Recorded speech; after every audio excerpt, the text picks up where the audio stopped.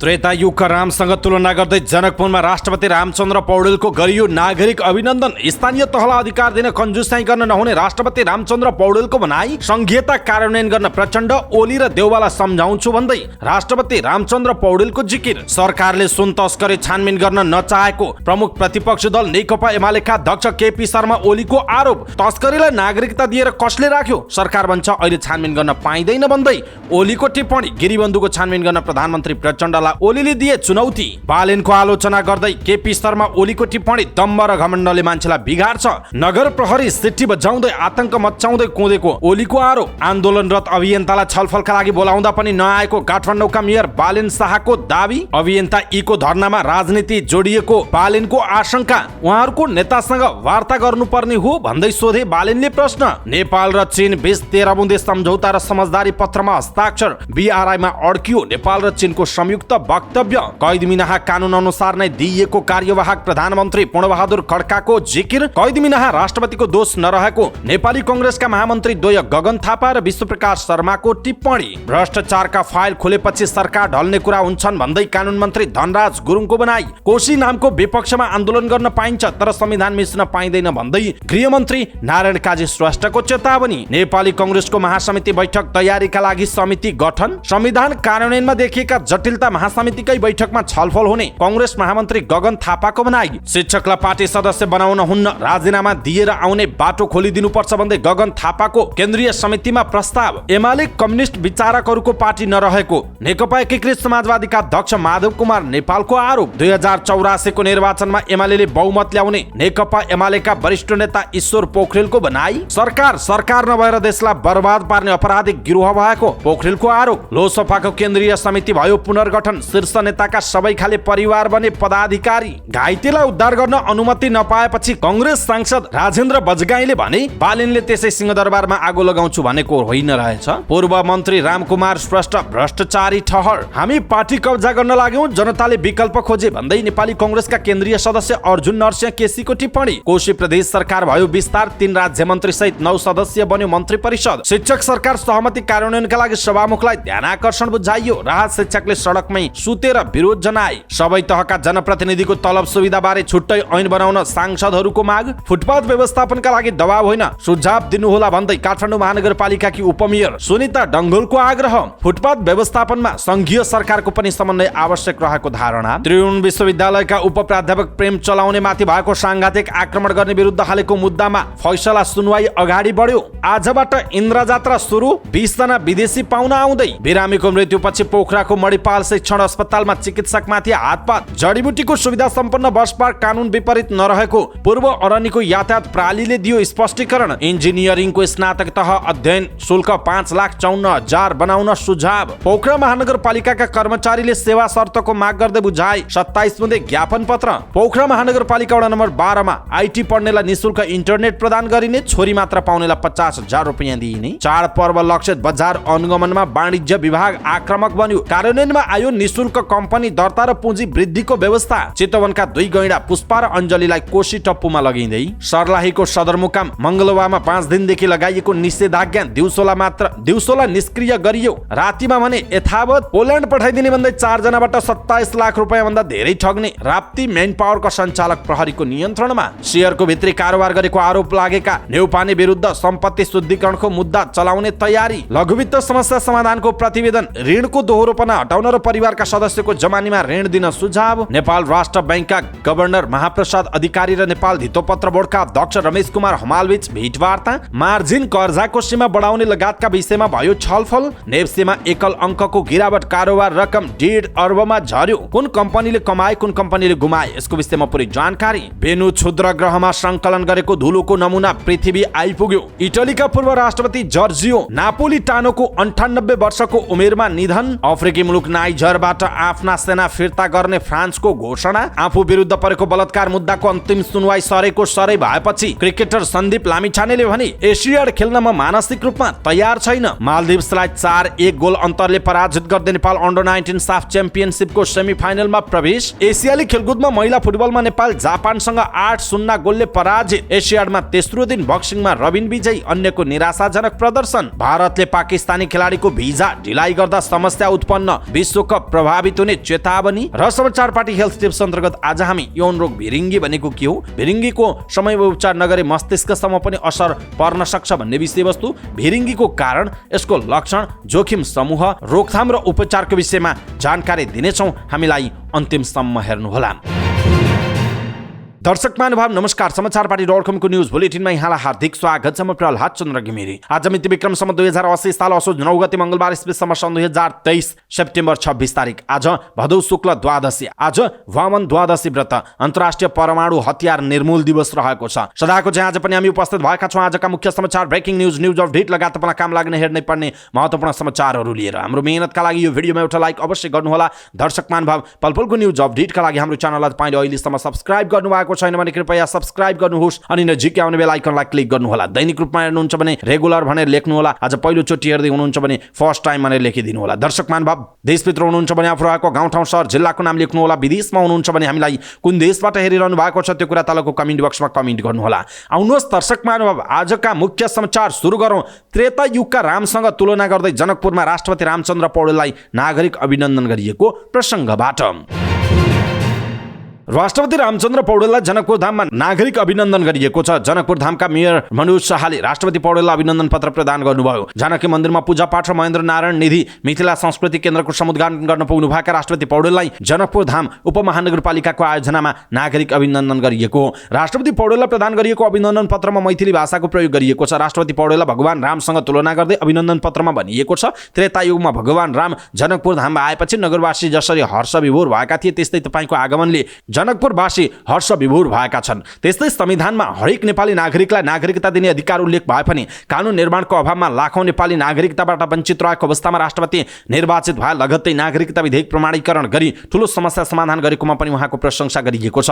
देश र लोकतन्त्रका लागि पुर्याएको योगदानको कदर गर्दै राष्ट्रपति पौडेललाई मधेसका मुख्यमन्त्री सरोज कुमार यादव, नेकपा एमालेकी नेत्री जुली महतो, नेपाली कांग्रेसका नेता विमलेन्द्र निधि, जनकपुर धामका पूर्व मेयर बजरंग प्रसाद शाह लगायतले अभिनन्दन गर्नुभयो। नागरिक अभिनन्दनका क्रममा जानकी मन्दिरलाई विश्व सम्पदाको सूचीमा पार्नका लागि आवश्यक पहल गर्न पनि राष्ट्रपति पौडेलसँग आग्रह गरिएको छ। राष्ट्रपति रामचन्द्र पौडेलले स्थानीय तहलाई अधिकार सम्पन्न हुन नदिएको बताउनु भएको छ। महेन्द्र नारायण निधि मिथिला सांस्कृतिक केन्द्र भवनको उद्घाटन गरेपछि राष्ट्रपति पौडेलले संघीयतालाई कार्यान्वयनमा लैजान नसकिएको बताउनु भयो। उहाँले सङ्घ, प्रदेश र पालिकाहरू सबैलाई अधिकारको बाँडफाँड मिलाएर जानुपर्ने चुनौती रहेको बताउनु भयो। उहाँले स्थानीय तहलाई नियन्त्रित गरेर अधिकार दिने गरिएको भन्दै स्थानीय तहलाई अधिकार दिन कन्जुसाइ गर्न नहुने बताउनु भएको छ। उहाँले जनतालाई अधिकार दिने कुरामा पनि कुनै कन्जुसाइ गर्न नहुने उल्लेख गर्नुभयो। उहाँले संघीयता अनुसार अधिकार दिन शीर्ष 3 दलका नेताहरूसँग आफूले आग्रह गर्ने बताउनु भएको छ। संघीयता, गणतन्त्र र यो देशमा लोकतन्त्र हामीले जुन चरितार्थ गर्ने संविधान निर्माण गरेका छौँ आज त्यसलाई कार्यान्वयनमा ल्याउनु छ। उहाँले भन्नुभयो यो निजामती ऐनदेखि लिएर सङ्घ, प्रदेश र पालिकाहरू सबैलाई अधिकारको बाँडफाँड मिलाएर जानुपर्नेछ। वास्तवमा हाम्रा स्थानीय तह र हाम्रा प्रदेशहरू अहिले अझै पनि संविधानको मर्म अनुरूप अधिकार सम्पन्न हुन सकेका छैनन्। उनीहरू अझै पनि उनीहरूलाई नियन्त्रित रूपमा अड्कलेर अलिअलि अड्कलेर अधिकार दिने एउटा कन्जुसाइ भएको छ। यो हुनु हुँदैन। अब दिल खोलेर जनतालाई अधिकार दिनुपर्छ। अब जनतालाई अधिकार दिने कुरामा कुनै कन्जुसाइ गर्न हुँदैन। म प्रधानमन्त्री, पार्टीका नेताहरूलाई, पार्टीका केन्द्रका नेताहरू, खास गरी 3 जना हाम्रो देशका अहिले जुन मुख्य शासकहरू प्रचण्ड, केपी ओली र शेरबहादुर, उहाँहरू 3 जनालाई पनि म राम्रैसँग मैले सम्झाउने गरेको छु, सम्झाउँछु। म उहाँहरूलाई हेर्नुहोस्, तपाईहरू कन्जुसाइ नगर्नुहोस् भनेर तपाईहरू 3 जनाले चाहने हो भने यो देश संघीयतामा पुग्छ भनेर सँगै बोलाएर भन्नेछु उहाँको भनाइरहेको छ। कार्यक्रममा जनकपुर धाम उपमहानगरपालिकाले राष्ट्रपति पौडेललाई नागरिक अभिनन्दन गरेको थियो। दर्शक महानुभाव, राष्ट्रपति रामचन्द्र पौडेलको यो भनाइप्रति तपाईँको धारणा के छ? आफ्नो धारणा तलको कमेन्ट बक्समा कमेन्ट गर्नुहोला।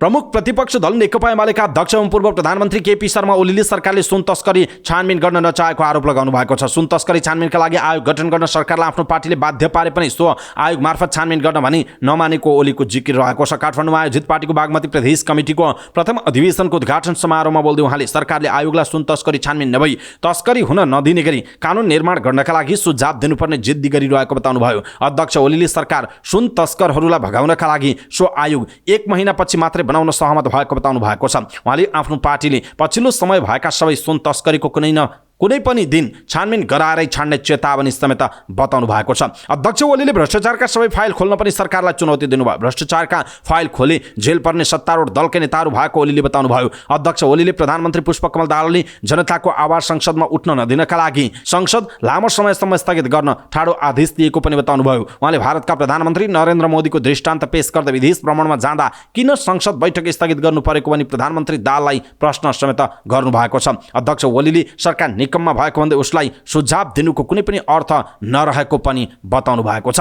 यसैबीच अध्यक्ष ओलीले सरकार निकम्मा भएको भन्दै उसलाई सुझाव दिनुको कुनै अर्थ नरहेको पनि दोहोर्याउनु भएको छ। उहाँले भन्नुभयो, हामीले 1 महिनासम्म सङ्घर्ष गरेर सुन तस्करीको व्यापक छलफल गर्नुपर्छ भनेर 1 महिनापछि आयोग बनाउन मान्यो। किन 1 महिना पर्खिनु पर्यो भने सरकारी एयरपोर्टमा पक्रिनुपर्ने सुन पक्रिएन, पक्रिएका मान्छेलाई पनि छाडेर सब लुकाउन लगाइयो। उहाँले सरकार अहिले सुन प्रकरणको छानबिन गर्न पाइँदैन भन्न थालेको पनि बताउनु भएको छ। सरकार अहिले छानबिन गर्न पाइँदैन भन्छ, भविष्यमा कस्तो कानुन बनाउने भन्नेबारे छलफल गरौँ भन्छ। 100 किलो सुन हामीले सुन्यौँ, तर 1 महिनापछि 61 किलो मात्रै भयो। बाँकी कहाँ गयो? इलेक्ट्रिक सिगरेटबाट ल्याइएको 9 किलो सुनको कारबाही कहाँ पुग्यो? उहाँले सुन तस्करी गर्नका लागि नागरिकता दिएर मान्छे तयार पार्ने व्यापारी को हो भन्दै प्रश्न गर्नुभयो। उहाँले राष्ट्र बैंकसँग एउटा मात्रै सुन पगाल्ने मेसिन हुँदा तस्करहरूसँग 5-5वटा कसरी भयो भन्दै प्रश्न समेत गर्नुभएको छ। उहाँले प्रधानमन्त्री पुष्पकमल दाहाल प्रचण्डलाई गिरिबन्धु टी स्टेटको फाइल खोल्न पनि चुनौती दिनुभयो। गिरिबन्धुको फाइल खोले पनि गठबन्धनका नेताहरू नै जेल जाने दाबी गर्दै एमालेलाई केही असर नहुने पनि ओलीको भनाइरहेको छ।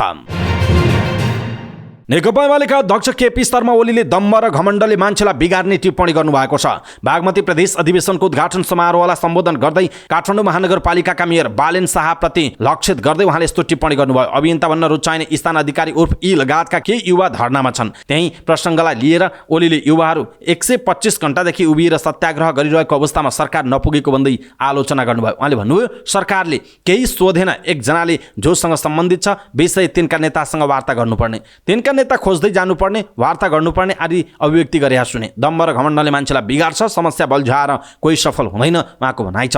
अभियन्ता यीको धर्नामा राजनीति जोडिएको आशंका गर्दै बालेनले तिनका नेताहरूसँग वार्ता गर्नुपर्ने भन्दै फेसबुकमा लेख्नु भएको थियो। यसबारे कङ्ग्रेस महामन्त्री गगन थापाले बालेनसँग वार्ताको प्रयास गरेपछि बालेनको यस्तो टिप्पणी आएको हो। ओलीले भन्नुभयो, ती युवाहरू नगर प्रहरीको ज्यादती विरुद्ध उभिएका हुन्। मैले यसो टेलिभिजनहरूमा हेर्छु, नगर प्रहरीहरूको व्यवहार तमसा छ, सिट्टी बजाउँदै आतंक मचाउँदै कुदेका छन्। त्यसले समाधान हुँदैन, सडकमै बेच्नुपर्छ भन्ने छैन, विकल्प दिउँ उहाँको भनाइरहेको छ। दर्शक महानुभाव, नेकपा एमालेका अध्यक्ष केपी शर्मा ओलीको जुन भनाइरहेको छ, सरकारले सुन तस्करीको छानबिन गर्न चाहेको छैन भन्ने केपी शर्मा ओलीको भनाइरहेको छ। सँगसँगै सुन तस्करीलाई नागरिकता दिएर कसले राख्यो भन्ने उहाँको भनाइ छ। गिरिबन्धु टी स्टेटको विषयमा पनि फाइल खोलेर छानबिन गर्न उहाँले प्रचण्डलाई चुनौती समेत दिनुभएको छ। सँगसँगै काठमाडौँ महानगरपालिकाका मेयर बालेन शाहको आलोचना गर्दै ओलीले दम्भ र घमण्डले मान्छेलाई बिगार्छ भनेर जुन खालको अभिव्यक्ति दिनुभएको छ, यसप्रति तपाईँको धारणा के छ? आफ्नो धारणा तलको कमेन्ट बक्समा कमेन्ट गर्नुहोला। काठमाडौँ महानगरपालिकाका मेयर बालेन शाहले आन्दोलनरत अभियन्तालाई छलफलका लागि बोलाउँदा पनि आउन नचाहेको दावी गर्नुभएको छ। मेयर शाहले सामाजिक सञ्जालमा लेख्दै वार्ता हामीले उहाँहरूको नेतासँग गर्नुपर्ने हो भन्दै प्रश्न गर्नुभयो। अभियन्ताहरू उभिरहेको ठाउँमा पुगेर संवाद गर्न बोलाउँदा पनि नमानेको उहाँको भनाइरहेको छ। तर अभियन्ता एले भने मेयर शाहको भनाइको खण्डन गर्नुभयो। अभियन्ता एले मेयर शाहको स्टाटस सेयर गर्दै एले नगर प्रहरी आएर आफूहरूलाई हप्काएको लेख गर्नुभयो। आफूहरू भएको ठाउँमा मेयर शाह नभई नगर प्रहरी आएको र आफूहरूले कानुन विज्ञ, शहरी व्यवस्थापन विशेषज्ञ र सडक व्यवस्था प्रतिनिधिलाई बोलाउन 30 मिनट समय माग्दा नगर प्रहरीले रिसाएर त्यसो भए मेयरले भेट्दैन भन्दै हिँडेको यीले उल्लेख गर्नुभएको छ। यी लगायत अभियन्ताले 7 दिनदेखि प्रदर्शनी मार्गको राष्ट्रिय सभागृह अगाडि उभिएर आन्दोलन गर्दै आएका छन्। यसैबीच काठमाडौँ महानगरपालिकाका मेयर बालेन शाहले आफूलाई अभियन्ता भन्न रुचाउने स्थान अधिकारी उर्फ यी लगायतका केही युवाको धर्नामा राजनीतिक स्वार्थ जोडिएको आशंका समेत गर्नुभएको छ। कङ्ग्रेस महामन्त्री गगन थापाले लोकतन्त्रमा जवाफदेहिता हुनुपर्ने भन्दै बालेनसँग वार्ताका लागि आग्रह गरेको भोलिपल्टै मेयर शाहले आफूले उनीहरूको कुरा सुन्न खोज्दा संवादमा नआएको समेत बताउनु भएको छ। विगत केही दिनदेखि केही अभियन्ताहरू आन्दोलनमा हुनुहुन्थ्यो। उहाँहरूको कुरा सुन्न उहाँहरू उभिरहेको ठाउँमा म आफै गए र वार्ता गरौँ, यहाँहरूको कुरा र समस्या सुनौँ भन्दा अभियन्ताहरू संवादमा बोलाउँदा आउन खोज्नु भएन। लोकतान्त्रिक अभ्यासमा संवादबाट नै हुनुपर्छ भन्ने कुरा हामीले बुझेका छौँ। सायद कुनै राजनीतिक स्वार्थ जोडिएर आउन नखोज्नु भएको होला भन्ने हामीले बुझेको छौँ। के वार्ता हामीलाई उहाँहरूको नेतासँग गर्न पर्ने हो भन्दै उहाँले प्रश्न गर्नुभएको छ। दर्शक महानुभाव, बालेनको जुन खालको यो अडान छ, उहाँले जुन खालको पछिल्लो समयको अभिव्यक्ति छ, अनि यी लगायतका जुन अभियन्ताहरूले एक हप्तादेखि उभिएर बालेनको जुन विरोध गरिरहेका छन्, यसप्रति तपाईँको धारणा के छ? आफ्नो धारणा तलको कमेन्ट बक्समा कमेन्ट गर्नुहोला। नेपाल र चीनबीच विभिन्न 12वटा सम्झौता र एउटा समझदारी पत्रमा हस्ताक्षर भएको छ। चीन भ्रमणमा रहनुभएका प्रधानमन्त्री पुष्पकमल दाहाल प्रचण्ड र उहाँका चिनिया समकक्षी प्रधानमन्त्री ली च्याङ बीच ग्रेट हल अफ दि पिपलमा भएको द्विपक्षीय वार्तापछि विभिन्न विषयमा सहमति तथा सम्झौता भएको हो। विभिन्न मन्त्रालय अन्तर्गतका ती सम्झौताका सहमति पत्रमा नेपालका तर्फबाट सम्बन्धित मन्त्रालयका सचिव तथा चीनका लागि नेपाली राजदूत विष्णुप्रकाश श्रेष्ठ र चिनिया अधिकारी बीच हस्ताक्षर भएको छ। चीनको राष्ट्रिय विकास र सुधार आयोग र नेपालको राष्ट्रिय योजना आयोग बीच सहकार्यका लागि सम्झौता भएको छ। यो सम्झौतामा आयोगका उपाध्यक्ष डाक्टर मीनबहादुर श्रेष्ठ र चिनिया अधिकारीले हस्ताक्षर गर्नुभयो। नेपालको उत्तरी पहाडी क्षेत्रमा विभिन्न वस्तुको उत्पादन र वितरण सम्बन्धी सन् 2017 को नेपाल चीन समझदारी पत्र राजदूत श्रेष्ठ र चिनिया अधिकारी बीच आदान प्रदान भएको छ। चीनको राष्ट्रिय विकास तथा सुधार आयोग र नेपालको अर्थ मन्त्रालय बीच डिजिटल अर्थतन्त्र बढाउने विषयमा सहकार्यका लागि सम्झौता भएको छ। त्यसैगरी चीनको त्यस आयोग र नेपालको वन तथा वातावरण मन्त्रालय बीच हरित तथा न्यून कार्बन विकासका लागि सहकार्य गर्ने विषय राजदूत श्रेष्ठ र चिनिया अधिकारी बीच हस्ताक्षर भएको जनाइएको छ। त्यसैगरी चीनको कृषि तथा ग्रामीण सम्बन्ध मन्त्रालय र नेपालको कृषि तथा पशुपक्षी विकास मन्त्रालय बीच कृषि पशुपक्षी र माछा पालनको विकासका लागि सहकार्य गर्ने विषयका लागि पनि सहमति भएको छ। यसमा कृषि तथा पशुपक्षी मन्त्रालयका पशुपक्षी विकास सचिव डाक्टर रेवती रमण पौडेल र चिनिया अधिकारी बीच हस्ताक्षर भएको जनाइएको छ। चीनको वाणिज्य मन्त्रालय र नेपालको उद्योग वाणिज्य तथा आपूर्ति मन्त्रालय बीच सन् 1981 मा भएको नेपाल चीन व्यापार र भुक्तानी सम्झौताको समीक्षा र परिमार्जनका लागि संयुक्त प्राविधिक कार्य समूह गठन गर्ने विषयमा पनि सहमति भएको छ। यो सहमति पत्रमा वाणिज्य तथा आपूर्ति सचिव मधुकुमार मरासिनी र चिनिया अधिकारी बीच हस्ताक्षर भएको जनाइएको छ। त्यस अवसरमा चीनको सामान्य प्रशासन भन्सार मन्त्रालय र नेपालको कृषि र पशुपक्षी विकास मन्त्रालय बीच नेपालबाट चीनमा औषधि उत्पादनका लागि वनस्पति निर्यात सम्बन्धी प्रोटोकलमा सहमति भएको छ। यो प्रोटोकलमा कृषि तथा पशुपक्षी मन्त्रालयका पशुपक्षी विकास सचिव डाक्टर रेवती रमण पौडेल र चिनिया अधिकारी बीच पनि हस्ताक्षर भएको जनाइएको छ। चिनिया प्रेस तथा प्रकाशन विभाग र संस्कृति पर्यटन तथा नागरिक उड्डयन मन्त्रालय बीच प्राचीन ग्रन्थ अनुवाद र प्रकाशन गर्ने विषयमा सहमति भएको छ। यो सहमति पत्रमा राजदूत श्रेष्ठ र चिनिया अधिकारी बीच हस्ताक्षर भएको जनाइएको छ। शिक्षा विज्ञान तथा प्रविधि मन्त्रालय र चीनको विज्ञान तथा प्रविधि मन्त्रालय बीच विज्ञान प्रविधि र नव प्रवर्धनका क्षेत्रमा सहकार्य गर्ने विषयमा सम्झौता भएको छ। यो सम्झौतामा शिक्षा विज्ञान तथा प्रविधि मन्त्रालयका सचिव सुरेश अधिकारी र चिनिया अधिकारी बीच हस्ताक्षर भएको छ। साथै प्रकोप सामग्री मानव संसाधन र हिल्सा सिमकोट 100 सडक परियोजनाका विषयमा राजदूत श्रेष्ठ र चिनिया अधिकारी बीच सहमति पत्रमा हस्ताक्षर भएको जनाइएको छ। साताव्यापी चीन भ्रमणमा रहनुभएका प्रधानमन्त्री पुष्पकमल दाहाल प्रचण्ड र चिनिया समकक्षी ली च्याङ बीच बेइजिङमा भेटवार्ता भएको छ। एक दर्जन सम्झौता र समझदारी पत्रमा हस्ताक्षर भएको छ। तर दुई पक्षबीच चीनको महत्त्वाकांक्षी परियोजना belt and road initiative BRI लगायतका विषयमा सहमति जुट्न नसक्दा संयुक्त वक्तव्य जारी हुन सकिरहेको छैन। संयुक्त राष्ट्रसङ्घको महासभामा सहभागी भएर न्युयोर्कबाटै सिधै चीन जानुभएका प्रधानमन्त्री प्रचण्डले राष्ट्रपति सी जिनपिङसँग एसियाली खेलकुद आयोजना भएको सहर हङझाओमा शनिबार भेटवार्ता भएको थियो। सोमबार बेइजिङ स्थित ग्रेट हल अफ द पिपलमा दुई देशका प्रधानमन्त्री बीच भेटवार्ता भएको। चिनिया राष्ट्रपति सी र प्रधानमन्त्री ली च्याङसँग भएको भेटमा समग्र एजेन्डामा छलफल भएको थियो। चीनले अघि सारेको BRI लगायत केही महत्त्वपूर्ण एजेन्डामा नेपाल पक्षले सहमति नजनाउँदा संयुक्त वक्तव्य नआएको उल्लेख गरिएको छ। सोमबार सम्झौता तथा समझदारी पत्रहरूमा हस्ताक्षरका लागि औपचारिक छलफल सुरु हुनु अघिसम्म पनि संयुक्त वक्तव्य निकाल्ने विषयमा के हुन्छ भन्ने टुङ्गो लागिसकेको थिएन। हस्ताक्षर समारोह सम्पन्न भइसकेपछि पनि नेपालतर्फबाट संयुक्त वक्तव्य जारी गर्ने विषयमा चिनिया पक्षसँग छलफल भएको थियो। संयुक्त वक्तव्यको टुङ्गो नभएपछि दुवै देशका परराष्ट्र मन्त्रालयले छुट्टा छुट्टै विज्ञप्ति सार्वजनिक गर्ने सहमति भएको थियो। सोही अनुरूप बेइजिङ स्थित नेपाली राजदूतावासले प्रधानमन्त्रीको भ्रमणका क्रममा भएका एक दर्जन सम्झौता र समझदारलाई उल्लेख गरेर विज्ञप्ति जारी गरिसकेको छ। चिनिया विदेश मन्त्रालयले भने अहिलेसम्म कुनै पनि धारणा सार्वजनिक गरेको छैन। स्रोतका अनुसार बेइजिङले प्रधानमन्त्री प्रचण्डको भ्रमण सम्पन्न हुने मितिसम्म आफ्ना प्रस्तावमा सकारात्मक छलफल हुन सकेको खण्डमा संयुक्त विज्ञप्ति जारी गर्ने प्रतिक्रिया दिइरहेको छ। तर प्रधानमन्त्री प्रचण्डले चीनले संयुक्त वक्तव्यमा समावेश गर्न चाहेका विषयमा सहमत भइ नसकेको जनाइएको छ।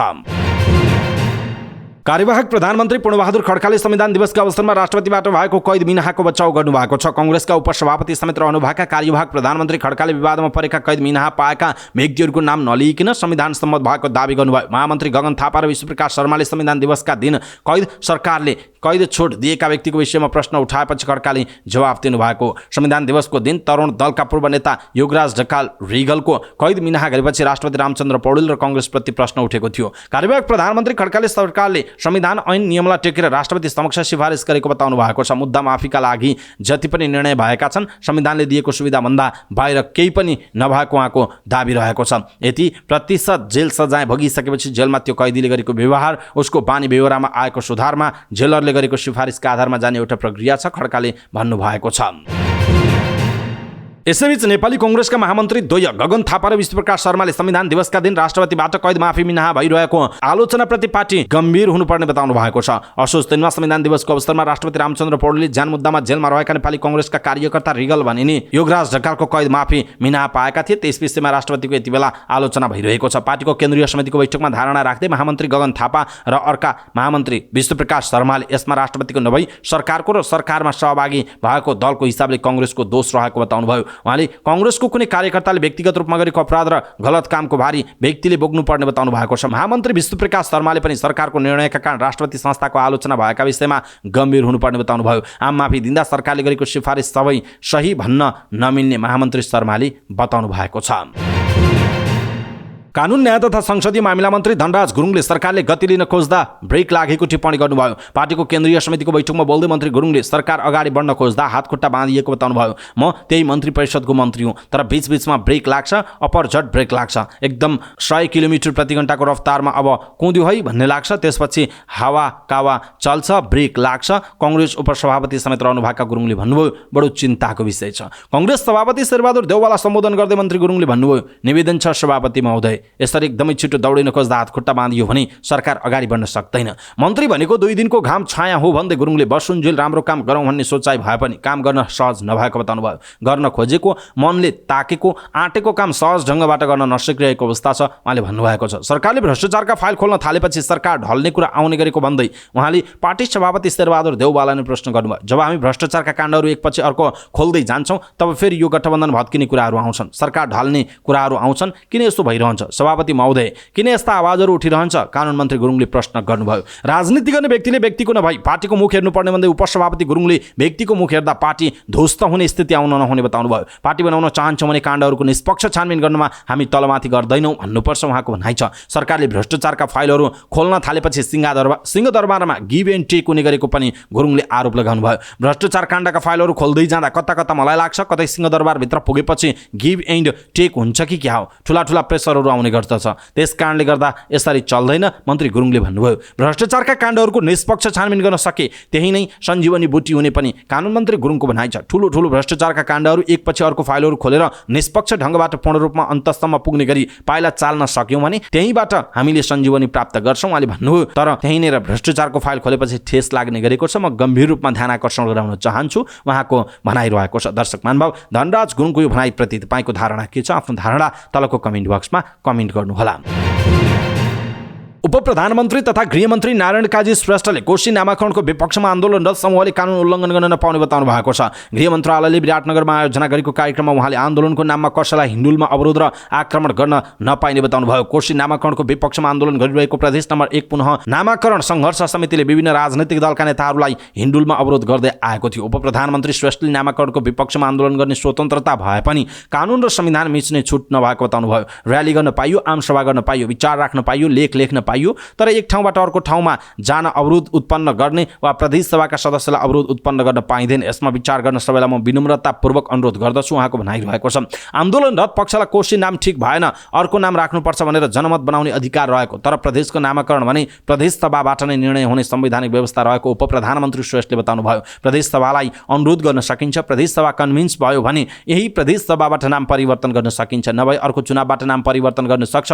बाटो चाहिँ त्यही हो, अर्को बाटोबाट गएर हुँदैन उहाँले भन्नुभयो। आफूलाई ठिक लागेको बाटोबाट विधि स्थापित हुँदैन उहाँको भनाइ छ। उपप्रधानमन्त्री श्रेष्ठले नेपाल धर्मनिरपेक्ष राज्य रहेकाले धर्मको नाममा कुनै गलत क्रियाकलाप गर्न नपाइने बताउनु भयो। धर्मलाई राजनीतिसँग जोड्नुहुन्न र धर्मलाई शक्ति निर्माणसँग जोड्नुहुन्न, अरू कसैको भावना भड्काएर अराजकता उत्पन्न पनि गर्नुहुन्न उहाँले भन्नुभएको छ। नेपाली कांग्रेसले महासमिति बैठक तयारीका लागि समिति गठन गरेको छ। कांग्रेस केन्द्रीय समितिको बैठकले महासमिति बैठकको तयारी समिति गठन गरेको हो। नेपाली कांग्रेसका नेता मीनबहादुर विश्वकर्माले सभापति शेरबहादुर देउवाको नेतृत्वमा मूल आयोजक समिति, उपसभापति पूर्णबहादुर खड्काको नेतृत्वमा नीति निर्माण समिति गठन भएको जानकारी दिनुभयो। त्यस्तै महामन्त्री गगन कुमार थापाको नेतृत्वमा सांगठनिक प्रतिवेदन तयारी समिति र अर्का महामन्त्री विष्णुप्रकाश शर्माको नेतृत्वमा समसामयिक राजनीतिक प्रस्ताव गर्ने समिति गठन गर्ने निर्णय गरेको छ। नेपाली कांग्रेसका नेता मीनबहादुर विश्वकर्माले महासमिति बैठकका लागि आवश्यकता अनुसार थप समिति बनाउने अधिकार सभापतिले बैठकमा दिएको जानकारी समेत दिनुभएको छ। आगामी मक्सिर 13, 14 र 15 गतेका लागि महासमितिको बैठक तय भएको जनाइएको छ। नेपाली कांग्रेसका महामन्त्री गगन थापाले संविधान कार्यान्वयनका सम्बन्धमा देखिएका जटिलताहरू महासमितिको बैठकमा छलफल हुने बताउनु भएको छ। पार्टी केन्द्रीय कार्यालय सानेपामा केन्द्रीय कार्य सम्पादन समितिको बैठक सकिएपछि सञ्चारकर्मीहरूसँग कुराकानी गर्दै उहाँले यस्तो बताउनु भएको हो। उहाँले महासमितिको बैठकमा नीति महाधिवेशनले गर्ने समेत कामहरू गर्ने स्पष्ट पार्नुभयो। उहाँले संविधान संशोधन वा निर्वाचन प्रणालीमा पुनः समीक्षा गर्ने कुरा पनि महासमितिको बैठकमा छलफल हुने बताउनुभयो। उहाँले कार्य समिति बैठकमा नेताहरूले सरकार सञ्चालनका विषयमा सुझाव चासो आलोचना गरेको भन्दै त्यसलाई छलफल गर्ने बताउनुभयो। उहाँले कांग्रेसले अघिल्लो कार्य समितिको बैठकबाट गरेका निर्णयहरू सरकारलाई सुनाएकोमा माग पूरा नभएको अवस्था रहेकाले पुनः सरकारलाई स्मरण गराउने पनि बताउनु भएको छ। नेता प्रदीप पौडेलले महासमितिलाई भव्य बनाउन विभिन्न समिति बनाउने, विभिन्न दस्तावेज तयारी गर्ने र अहिलेको राष्ट्रिय राजनीतिमा समसामयिक विषयहरूका बारेमा पार्टीको दृष्टिकोण सरकार प्रमुख समक्ष लगेर बैठकले निर्णय गरेको बताउनुभयो। उहाँले पार्टीले कुन राष्ट्रिय मुद्दामा के निर्णय गरेको छ भन्ने बारेमा सरकार प्रमुखलाई जानकारी गराउने र सरकारलाई ती काम अविलम्ब गर्न दबाब दिने निर्णय भएको पनि बताउनु भएको छ। नेता पौडेलले नेपाली कांग्रेस समावेश भएको सरकारलाई जनताको पक्षका निम्ति हाम्रो पार्टीको तर्फबाट बैठकका निर्णय सरकार प्रमुख समक्ष बुझाउने निर्णय भएको उहाँले बताउनु भएको छ। उहाँले महासमितिको बैठकलाई नीति महाधिवेशनका रूपमा सम्पन्न गर्ने गरी सबै विषयको प्रस्ताव तयार गर्ने र नीतिगत रूपमा कांग्रेसलाई स्पष्ट बनाउने निर्णय भएको पनि बताउनु भएको छ। यसैबीच नेपाली कांग्रेसका महामन्त्री गगन थापाले शिक्षक र पार्टीको सम्बन्धबारे अब स्पष्ट हुनुपर्ने बताउनु भएको छ। पार्टीको केन्द्रीय समितिको बैठकमा उहाँले राजनीतिक दल सम्बन्धी ऐन, निर्वाचन सम्बन्धी ऐन र विद्यालय शिक्षा विधेयकले शिक्षकले पार्टीको सदस्य बन्न नपाउने व्यवस्था गरेको भन्दै अब पार्टीले पनि निर्णय गर्नुपर्ने बताउनु भएको छ। कांग्रेसको महाधिवेशन प्रतिनिधिमा शिक्षकहरू सहभागी भएको विषयमा उच्च अदालत पाटनले पटक पटक चिठी लेखेको भन्दै महामन्त्री थापाले भन्नुभयो, यसले हामीलाई ठिक ठाउँमा उभिन भनेको छ। हामी प्रष्ट हुनुपर्छ, खुल्ला हुनुपर्छ, शिक्षकहरू पनि प्रष्ट हुनुपर्छ उहाँको भनाइ छ। पार्टीको शुभेच्छुक संगठन नेपाल शिक्षक संघमा आबद्ध शिक्षकले नेतृत्व गरेका धेरै विद्यालय उत्कृष्ट रहेको तर उनीहरूले पनि पार्टीको झोली भन्ने आरोप खेप्नु परेको थापाले बताउनुभयो। त्यसैले अब शिक्षकले राजनीतिमा आउन चाहेमा शिक्षण पेसा छाड्नुपर्ने व्यवस्था गर्नुपर्ने थापाले बताउनुभयो। अहिले कसैले पनि शिक्षक भएर पार्टीको सदस्य लिन्छु भन्न सम्भव छैन। पार्टी राजनीतिमा आउने हो भने शिक्षण पेसा छाड्नुपर्छ। त्यसका लागि हामीले विधानबाट ढोका खोलिदिनुपर्छ। शिक्षकले राजीनामा दिएर आएको दिन पार्टीमा स्थान पाउनुपर्छ उहाँले भन्नुभयो। कांग्रेसले शिक्षकलाई दलको कार्यकर्ता नभई शिक्षकको हैसियतमा समाजमा आर्जन गरेको पुँजीलाई अवकाशपछि उपयोग गर्नुपर्ने थापाले बताउनुभयो। शिक्षकले जुन दिन राजनीतिमा आउने निर्णय गर्छन् त्यस दिन पार्टीमा आउन मिल्ने गरी ढोका खोल्नुपर्ने र त्यसका लागि महासमितिबाट निर्णय गर्नुपर्ने उहाँको भनाइरहेको छ। दर्शक महानुभाव, गगन थापाको यो भनाइप्रति तपाईँको धारणा के छ? आफ्नो धारणा तलको कमेन्ट बक्समा कमेन्ट गर्नुहोला। नेकपा एकीकृत समाजवादीका अध्यक्ष माधव नेपालले एमाले अब कम्युनिस्ट पार्टी नरहेकाले भ्रममा पारेर प्रलोभनमा परेर एमालेमा रहेकाहरूलाई आफ्नो पार्टीमा आउन आग्रह गर्नुभएको छ। प्युठानको झुमरीमा आयोजित जिल्ला स्तरीय कार्यकर्ता भेला र पार्टी प्रवेश कार्यक्रममा नेता नेपालले भन्नुभयो, एमाले अब कम्युनिस्ट विचारकहरूको पार्टी रहेन, त्यहाँ विचार र नीति प्रधान छैन। त्यसकारण इमान्दार कार्यकर्ताहरू एमाले छाड्दै नेकपा एकीकृत समाजवादी पार्टीमा आउने क्रम जारी छ। यो अभियान देशव्यापी हुनेछ उहाँको भनाइ छ। नेपाली राजनीतिको वर्तमान आवश्यकता समाजवाद भएको र समाजवादको यात्रामा सबै एकजुट भई अगाडि बढ्नुपर्ने उहाँको भनाइरहेको थियो। अध्यक्ष नेपालले समाजवादको कार्यान्वयनले नै अबको राजनीतिले सही दिशा लिने बताउनु भएको छ। कार्यक्रममा प्युठानबाट नेकपा एमालेका 400 जना नेता कार्यकर्ता नेकपा एसमा प्रवेश गरेको सो पार्टीले जनाएको छ। ती नेता कार्यकर्तालाई पार्टी अध्यक्ष नेपालले पार्टीमा स्वागत गर्नुभयो। नेकपा यसका केन्द्रीय सदस्य सिद्धि चरण भट्टराईले प्युठानबाट 400 भन्दा बढी एमालेबाट आफ्नो पार्टीमा प्रवेश गरेको दावी गर्नुभयो। कार्यक्रम अघि जिल्लास्थित पत्रकारहरूसँग कुराकानी गर्दै नेकपा एकीकृत समाजवादीका अध्यक्ष नेपालले अहिलेको गठबन्धन सरकार 5 वर्ष नै कायम रहने समेत बताउनुभयो। अहिलेको गठबन्धन देशको आवश्यकताले बनेको दावी गर्दै उहाँले गठबन्धनमा अहिले 8 दल समावेश रहेको र सरकार बाहिरका दलहरूको पनि सरकारको समर्थन रहेको बताउनु भएको छ। वामपन्थी एकतालाई अगाडि बढाउन समाजवादी मोर्चा निर्माण गरिएको बताउँदै उहाँले भन्नुभयो, काँचो एकता होइन बलियो एकता बनाउन खोजेका छौँ। जनताको माग कम्युनिस्टहरूको माग हो, एकतामा जानुपर्छ उहाँको भनाइरहेको छ। नेकपा यसले 400 नेता कार्यकर्ता प्रवेश गरेको बताए पनि एमाले प्युठानका नेता हरि रिजालले जिल्लामा एमाले छोडेर नेकपा यसमा कोही पनि नगएको दावी गर्नुभएको छ। नेकपा एमालेका वरिष्ठ उपाध्यक्ष ईश्वर पोखरेलले 2084 को निर्वाचनमा एमालेले एक्लै बहुमत ल्याउने दावी गर्नुभएको छ। बागमती प्रदेश अधिवेशन उद्घाटन समारोहलाई सम्बोधन गर्दै उहाँले एमालेले एक्लै बहुमत ल्याएर मुलुकको नेतृत्व गर्न चाहेको बताउनुभयो। हाम्रो यो लक्ष्यलाई पूरा गर्नका लागि हाम्रो कतिपय आन्तरिक कुराहरूलाई मिलाउनु पर्ने जरुरी छ। हाम्रो विचारमा देखिएका समस्यामा हामी ठिक ढङ्गले अगाडि बढ्न सकेनौँ भने, हाम्रो संगठनात्मक क्षेत्रमा देखिएको व्यथिति मिलाउन सकेनौँ भने हाम्रो लक्ष्य पूरा गर्न सक्दैनौँ उहाँको भनाइ छ। एमाले बलियो नभई अहिले बढेको सामाजिक अराजकता अन्त्य गर्न नसके उहाँले सुनाउनुभयो। उहाँले अहिले सरकार नभएर देशलाई बर्बाद पार्ने अपराधिक गिरोह भएको पनि उहाँले आरोप लगाउनुभयो। प्रतिनिधि सभामा 4 सिट रहेको मधेस केन्द्रित दल लोकतान्त्रिक समाजवादी पार्टीका शीर्ष नेताहरूले पदाधिकारीमा आफ्नै परिवार र नाताको तला भागवण्डा लगाएका छन्। पुनर्गठित केन्द्रीय समितिको वरिष्ठ उपाध्यक्षमा अध्यक्ष महन्त ठाकुरका सम्धी उमाकान्त झा र उपाध्यक्षमा सम्धिनी इन्द्र झा मनोनित हुनुभयो। ठाकुरले एकमात्र छोरी मीनाक्षीलाई सदस्य बनाउनुभयो। अध्यक्ष ठाकुरले परिवारका सबै सदस्य समेटेपछि वरिष्ठ नेता राजेन्द्र महतोले पनि ज्वाइँ अनिल महासेठलाई महासचिव बनाउनु भएको छ भने अर्का वरिष्ठ नेता शरद सिंह भण्डारीले छोरी सृष्टिलाई सचिव बनाउनु भएको छ। भण्डारीले निर्जला राउतलाई वरिष्ठ उपाध्यक्ष र कोषाध्यक्ष दुवै पद दिलाउनु भएको छ। राउत र भण्डारीसँगै बस्ने गरेको जनाइएको छ।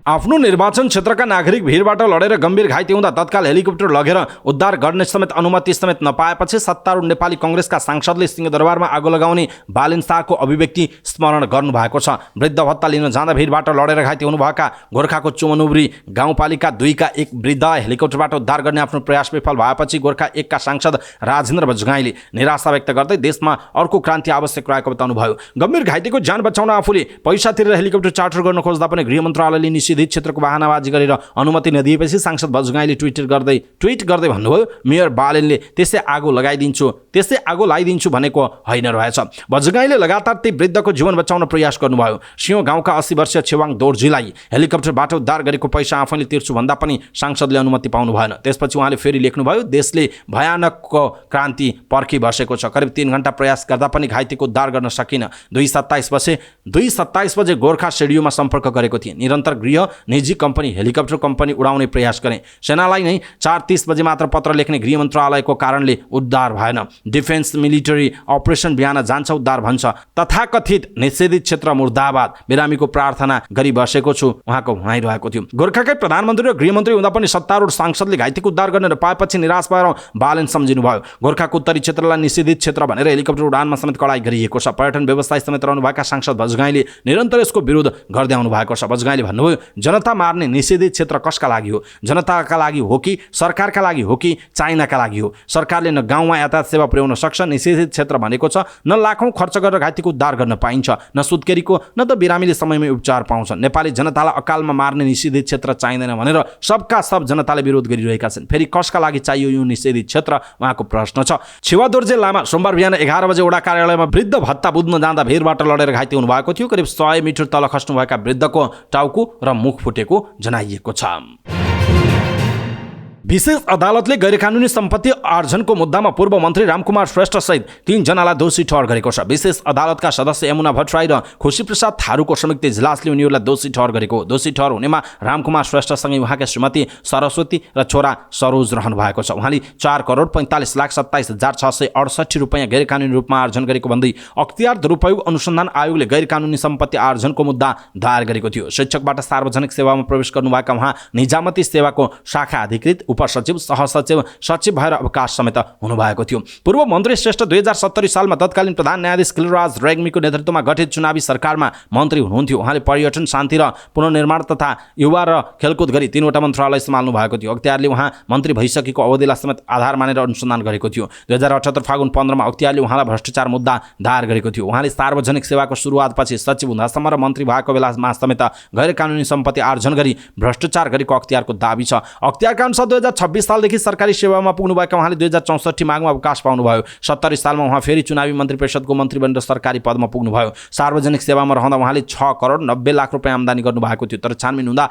उहाँको साथमा 11 करोड 35 लाख रुपैयाँ सम्पत्ति भेटियो। अख्तियारले स्रोत नखुलेको भन्दै 4 करोड 45 लाख रुपैयाँ बिगो माग दाबी गरेको थियो। अख्तियारले उहाँको बैंकमा रहेको 68,50,000 घर जग्गा लगायतको सम्पत्ति जफत हुनुपर्ने माग दाबी गरेको थियो।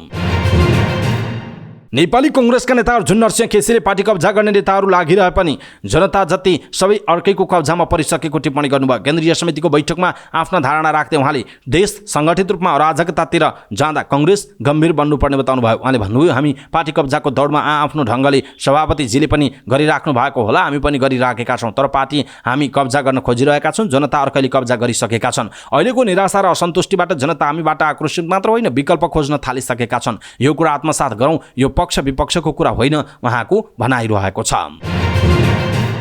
कोशी प्रदेशका मुख्यमन्त्री हिक्मत कार्कीले मन्त्री परिषद विस्तार गर्नुभएको छ। मुख्यमन्त्री कार्कीले 2 जना मन्त्री र 2 जना राज्य मन्त्री थप गर्नुभएको हो। बुद्धीप कुमार राजभण्डारी खानेपानी ऊर्जा तथा सिंचाई मन्त्री र लीलावल्लभ अधिकारी आन्तरिक मामिला तथा कानुन मन्त्रीमा नियुक्त हुनुभएको हो। त्यस्तै रामप्रसाद महतो उद्योग कृषि सहकारी राज्य मन्त्री र निरन राई आर्थिक मामिला तथा योजना राज्य मन्त्रीमा नियुक्त हुनुभयो। यसअघि खानेपानी मन्त्री रहनुभएका तेलकुमार मेन्याङबोले स्वास्थ्य मन्त्रालयको जिम्मेवारी पाउनु भएको छ। अब कोशी प्रदेशको मन्त्री परिषद 3 राज्य मन्त्री सहित 9 सदस्यीय भएको छ। नवनियुक्त मन्त्री तथा राज्य मन्त्रीहरूले प्रदेश प्रमुख कार्यालयमा शपथ लिनुभयो। सर्वोच्च अदालतको परमादेशपछि भदौ 22 गते मुख्यमन्त्रीमा नियुक्त हुनुभएका एमाले नेता कार्कीले आउँदो 20 गते भित्र विश्वासको मत लिइसक्नुपर्नेछ।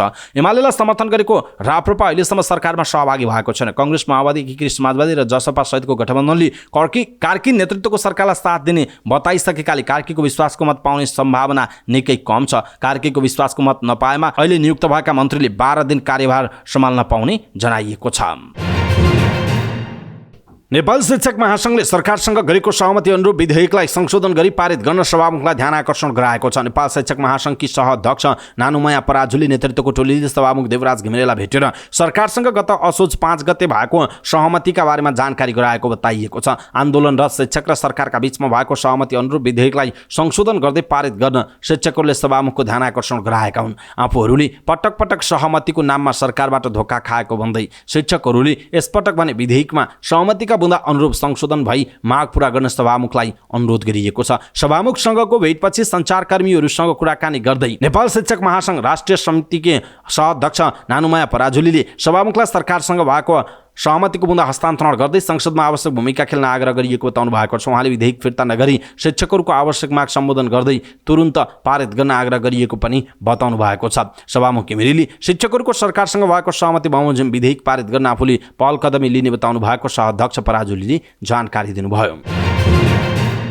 राहत शिक्षकहरूले काठमाडौँमा विरोध प्रदर्शन गरेका छन्। सोमबार मध्याह्नमा इतिहार मण्डलामा भेला भई मानेश्वरसम्म विरोध प्रदर्शन गर्दै उनीहरू सडकमै सुतेर विरोध जनाएका हुन्। सरकारले संसदमा दर्ता गरेको विद्यालय शिक्षा विधेयकको विरोधमा उनीहरूले प्रदर्शन गरेका हुन्। आन्दोलित हुने शिक्षकहरूमा राहत शिक्षक, बाल विकास शिक्षक, पेन्सन वञ्चित शिक्षक रहेका छन्। गत असोज 7 गते नेपाल शिक्षक महासंघ र सरकार बीच 6 बुँदे सम्झौता भएको थियो। उक्त सम्झौतामा आफूहरूले उठान गरेका माग मुद्दा सम्बोधन नगरिएको भन्दै राहत शिक्षक लगायतले आन्दोलनलाई निरन्तरता दिने निर्णय गरेका थिए। उनीहरूले 100% स्थायीको माग राख्दै आएका छन्। सांसदहरूले 3वटै तहका जनप्रतिनिधिको तलब सुविधाबारे छुट्टै ऐनको आवश्यकता ल्याएका छन्। सरकारले केही नेपाल ऐन संशोधन विधेयकमा मन्त्रीहरूको पारिश्रमिक र सुविधा सम्बन्धी ऐन 2049 मा राजपत्रमा सूचना प्रकाशित गरी तोके बमोजिम मन्त्रीहरूको तलब सुविधा हुने कानुनी व्यवस्थाको प्रस्ताव गरेको छ। यस प्रस्तावित व्यवस्थामा संशोधन हाल्दै नेकपा एमालेका सांसद दामोदर पौडेल, बैरागी र बलराम अधिकारीले सबै तहका जनप्रतिनिधिहरूको तलब सुविधाबारे छुट्टै ऐनको आवश्यकता ल्याउनु भयो। राष्ट्रपतिदेखि सङ्घ, प्रदेश र स्थानीय तहका सबै जनप्रतिनिधिहरूको पारिश्रमिक तथा सुविधा सम्बन्धी छुट्टै एकीकृत ऐन ल्याउनुपर्ने सांसद द्वय पौडेल र अधिकारीले छुट्टा हालेको संशोधनमा उल्लेख गरिएको छ। नेपाल मजदुर किसान पार्टीका सांसद प्रेम सुवालले भने मजदुर मन्त्रीको पारिश्रमिक बराबरी हुने गरी निर्धारण गरिनुपर्ने बताउनु भएको छ। पेरिस कम्युनको गठनपछि मन्त्री र मजदुरको पारिश्रमिक बराबरी नै बनाइएकोलाई उदाहरणको रूपमा लिएर मन्त्रीहरूको पारिश्रमिक निर्धारण गरिनेछ सांसद सुवालले हालेको संशोधन प्रस्ताव भनिएको छ। 1871 मार्च 28 मा पेरिसमा बनेको नयाँ सरकारलाई पेरिस कम्युन राखिएको थियो। उक्त सरकारले कम्युनका सदस्य अर्थात् सांसद, मन्त्री र कर्मचारीहरूको तलब साधारण ज्यामी सरह 6000 फ्राङ्क भन्दा बढी नहुने नयाँ तलब दर लागू गरेको थियो। काठमाडौँ महानगरपालिकाकी उपमेयर सुनिता डङ्गोलले सडक व्यापार व्यवस्थापन गर्ने काम काठमाडौँ महानगरको नभएको बताउनु भएको छ। काठमाडौँमा आयोजित पत्रकार भेटघाट कार्यक्रममा बोल्दै उपमेयर डङ्गोलले यो समस्याको दिगो समाधान हुने गरी तत्काल एकीकृत नीति बनाउन सङ्घीय सरकारलाई आग्रह समेत गर्नुभयो। उहाँले यो समस्या देशभरकै सबै शहरहरूमा भएकाले सङ्घीय सरकारले दिगो समाधान दिने गरी आवश्यक एकीकृत नीति बनाउन ढिलाइ गर्न नहुने पनि स्पष्ट पार्नुभयो। उपमेयर डङ्गोलले सो समस्या समाधानका लागि काठमाडौँ महानगरपालिकालाई दबाब दिने काम नगर्न पनि अनुरोध गर्नुभयो। काठमाडौँ महानगरपालिकालाई कसैको दबाब भन्दा पनि सुझाव आवश्यक रहेको उहाँले बताउनु भएको छ। उपमेयर डङ्गोलले काठमाडौँ महानगरपालिकालाई आफ्ना नीति तथा कार्यक्रम अनुसार अगाडि बढिरहेको पनि बताउनु भएको छ। उपमेयर डङ्गोलले सङ्घीय सरकारले आवश्यक नीति कार्यक्रम बनाएर देशभरकै सडक व्यापारीहरूको समस्या समाधान गर्नुपर्ने पनि बताउनु भएको छ। त्रिभुवन विश्वविद्यालयका उपप्राध्यापक प्रेम चलाउनेले आफूमाथि भएको साङ्गतिक आक्रमण गर्नेहरू विरुद्ध हालेको मुद्दामा फैसला सुनवाई अगाडि बढेको छ। जिल्ला अदालत काठमाडौँमा न्यायाधीश उत्तम सिलवालले मुद्दाको सुनवाई थाल्नुभयो। प्रतिवादीहरूले मुद्दाको अन्तिम सुनवाई हुन नदिनका लागि अनेकन तिकडम लगाएका थिए। भ्याकेटको निवेदन देखाएर मुद्दाको सुनवाईलाई अड्काउन खोजे पनि उनीहरूको प्रयास असफल भएको छ। न्यायाधीश सिलवालले सोमबारको मुद्दालाई हेर्दैमा राख्नुभयो। अब मङ्गलबार बहस सकिएमा फैसला आउन सक्ने जनाइएको छ। सर्वोच्च अदालतले चलाउनेमाथि आक्रमण गर्नेहरू विरुद्ध मुद्दा यथाशीघ्र टुङ्गो लगाउन साउन 9 मा जिल्ला अदालतलाई आदेश दिएको थियो। त्यसविरुद्ध एक प्रतिवादीले अन्तरिम आदेश खारिज गरी पाउँ भन्दै भ्याकेटको निवेदन दिएका थिए। सोही निवेदन देखाएर फैसला सुनवाई रोक्न खोजिएको थियो। दुई पटक विभिन्न बहानामा पेशी स्थगन पनि गराउन उनीहरू सफल भए, तर सोमबार भने सुनवाई अगाडि बढ्यो। यसअघि दुई पटक सुनवाई सुरु भएर पनि हेर्दैमा नराखी रद्द गरिएको थियो। सोमबार भने हेर्दैमा राखिएको जनाइएको छ। काठमाडौँ उपत्यकाको मुख्य पर्व इन्द्र जात्रा आजदेखि सुरु हुँदैछ। काठमाडौँ महानगरपालिकाले पर्वको शुभारम्भ आजबाट हुने औपचारिक रूपमा जानकारी दिएको छ। जात्राका लागि इन्द्र जात्रा व्यवस्थापन समितिसँगको सहकार्यमा सामाजिक, सांस्कृतिक र धार्मिक क्रियाकलापहरू सञ्चालन भइरहेको महानगरपालिकाका प्रवक्ता नवीन मानन्दरले जानकारी दिनुभएको छ। काठमाडौँ महानगरपालिका र उपत्यकाको चिनारीसँग जोडिएको इन्द्र जात्रा आजबाट सुरु हुनेछ। जात्रा अन्तर्गत वन प्रस्थान, लिङ्गु नगर प्रवेश लगायतका कर्महरू सम्पन्न भइसकेका छन्। जात्रा सञ्चालन तथा व्यवस्थापनका लागि इन्द्र जात्रा व्यवस्थापन समितिसँगको सहकार्यमा महानगरपालिकाले संस्कृति, सामाजिक तथा धार्मिक क्रियाकलाप सञ्चालन प्रवर्धनको काम गरिरहेको छ। शान्ति सुरक्षा, सरसफाई, सम्पदाहरूको मर्मत सम्हार, रङरोगन, रथ यात्राको रूटमा पर्ने सडक मर्मत लगायतका काम गरिएको जनाइएको छ। जात्रामा सहभागी हुनका लागि 20 जना विदेशी पाहुना आउनेछन्। इन्द्र जात्रामा राष्ट्र प्रमुखको हैसियतमा राष्ट्रपतिले श्री गणेश, श्री भैरव र श्री कुमारीको दर्शन गर्ने परम्परा रहिआएको छ। नेवारी समुदायले यो पर्वमा वर्षा र सहकालका देवताको रूपमा इन्द्रको पूजा आराधना गर्छन्। 8 दिनसम्म विभिन्न नाचगान, रथ यात्रा गरी यो पर्व मनाउने चलन छ। बिरामीको मृत्युको विषयलाई लिएर पोखराको मणिपाल शिक्षण अस्पतालका चिकित्सकमाथि हातपात भएको छ। असहज महसुस भएको भन्दै लमजुङकी 57 वर्षीय सुकमाया दुरालाई उपचारका लागि अस्पताल पुर्याइएको थियो। उहाँको उपचारको क्रममा मृत्यु भएको, दिनभरि डुलाइएको, तर के भएको भनेर जानकारी नदिएको भन्दै बिरामीका आफन्तले डाक्टरमाथि हातपात समेत गरेका छन्। उनीहरूले अस्पतालका केही सिसा समेत फुटाएको बताइएको छ। स्थिति तनावग्रस्त भएपछि ठूलो संख्यामा प्रहरी परिचालन गरिएको थियो। पूर्व अरनिको यातायात प्रणालीले 10 करोडको लगानीमा काठमाडौँ महानगरपालिका 32 वडाको जडीबुटीमा बनाएको सुविधा सम्पन्न बस पार्क कानुन विपरीत नभएको बताएको छ। प्रणालीले पत्रकार सम्मेलन गर्दै काठमाडौँ महानगरपालिकाले बस पार्कमा बनेका हरेक संरचनाहरू काठमाडौँ महानगरपालिकाको मापदण्ड र नियम अनुसार बनाएकाले डोजर लगाउन नपाउने दावी गरेको हो। पत्रकार सम्मेलनमा बोल्दै पूर्व अरनिको यातायात प्रणालीका अध्यक्ष केदार छेत्रीले लामो समयदेखि बस पार्क नहुँदा राजधानी पूर्वका काभ्रे, सिन्धुपाल्चोक, दोलखा, रामेछाप, ओखलढुङ्गा लगायतका जिल्लामा सञ्चालन हुने सवारी साधन र त्यसमा यात्रा गर्ने यात्रीहरू समस्या रहेको र समाधानका लागि बनाएको बस पार्क महानगरले विकल्प बिना भत्काउन नपाउने बताउनुभयो। उहाँले काठमाडौँ महानगर तथा संघीय सरकारले पूर्वका काभ्रे, सिन्धुपाल्चोक, दोलखा, रामेछाप, ओखलढुङ्गा लगायतका जिल्लामा सञ्चालन हुने सवारी साधनका लागि विकल्प दिए आफै भत्काउने बताउनु भएको छ। उहाँले यसअघि पुरानो बस पार्कबाट भएको पार्कमा टावर निर्माण सम्पन्न हुन लागेको भन्दै सरकारले त्यहाँ व्यवस्था गर्नुपर्ने बताउनु भएको छ। उहाँले राजधानी पूर्व सञ्चालन हुने बसहरू यत्रतत्र पार्किङ गर्नुपर्ने अवस्था रहेको र नयाँ बस पार्कमा पुग्नुपर्ने निर्णय यात्रु मैत्री नभएकाले आफ्नै लगानीमा 5 वर्षका लागि बस पार्क निर्माण गरिएको उहाँले बताउनु भएको छ।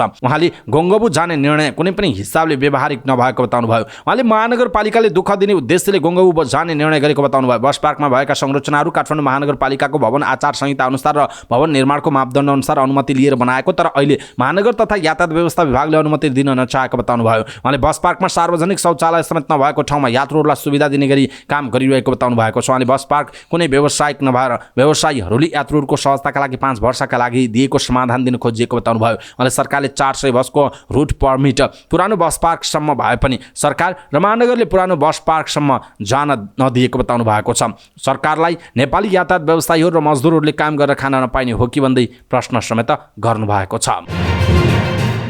शुल्क पुनरावलोकन समितिले इन्जिनियरिङको स्नातक तहको अध्ययन शुल्क 5,55,000 बनाउन सुझाव दिएको छ। इन्जिनियरिङ अध्ययन संस्थानले नयाँ शैक्षिक सत्रदेखि पूर्ण शुल्कीय तर्फको शैक्षिक शुल्क वृद्धि गरेर 7,75,000 पुर्याएपछि सुरु भएको विद्यार्थी आन्दोलन पुनः शुल्क निर्धारण गर्ने सहमतिपछि फिर्ता भएको थियो। इन्जिनियरिङ अध्ययन संस्थानको डिन कार्यालयले गत भदौ 19 गते गठन गरेको पुल्चोक क्याम्पसका सहप्राध्यापक डाक्टर हरिराम पराजुली संयोजकत्वको 11 सदस्यीय समितिले नयाँ शुल्कको प्रस्तावसहित डिन कार्यालयलाई 26 भदौमा प्रतिवेदन बुझाएको थियो। समितिका संयोजक पराजुलीका अनुसार तिरमुदे सुझाव प्रतिवेदन नयाँ शुल्क 5,54,000 बनाउन सकिने, शिक्षण शुल्कमा वार्षिक 7% वृद्धि गर्न सकिने र एरोस्पेस इन्जिनियरिङ र केमिकल इन्जिनियरिङको शुल्क पनि समान बनाउनु पर्ने सुझाव दिएको छ। हाल संस्थानले यी दुई शैक्षिक कार्यक्रमका लागि 6,05,000 रुपैयाँ लिँदै आएको छ। समितिले प्रतिवेदन बुझाए पनि डिन कार्यालयले भने नयाँ शुल्क निर्धारण गर्न नसकेको जनाइएको छ।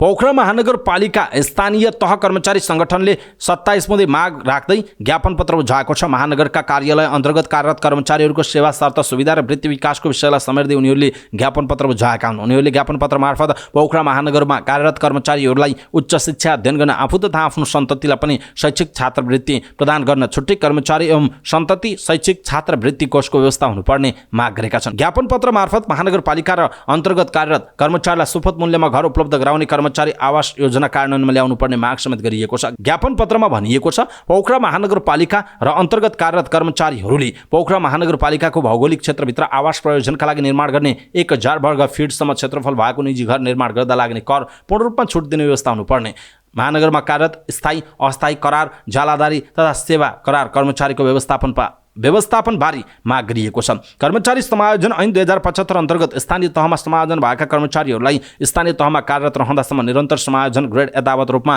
प्रदान गर्नुपर्ने उनीहरूको माग छ। स्तर वृद्धि तह वृद्धि बढुवा भए तापनि समायोजन ग्रेड विशेष परिस्थितिमा प्रदान गरिएको सुविधा भएकाले यसलाई नियमित ग्रेडमा गणना नहुने सुनिश्चित गर्नुपर्ने विज्ञप्तिमा भनिएको छ। साथै निजामती किताबखानाले तत्सम्बन्धमा हालसालै गरिएको निर्णय तत्काल कार्यान्वयन गर्नुपर्ने भनिएको छ। ज्ञापन पत्रमा महानगरमा कार्यरत कर्मचारीहरूलाई हरेक वर्ष आन्तरिक पर्यटन प्रवर्धनका लागि 15 दिनको तलब बराबर भ्रमण भत्ता सहितको भ्रमण काज उपलब्ध गराउनु पर्ने माग गरिएको छ।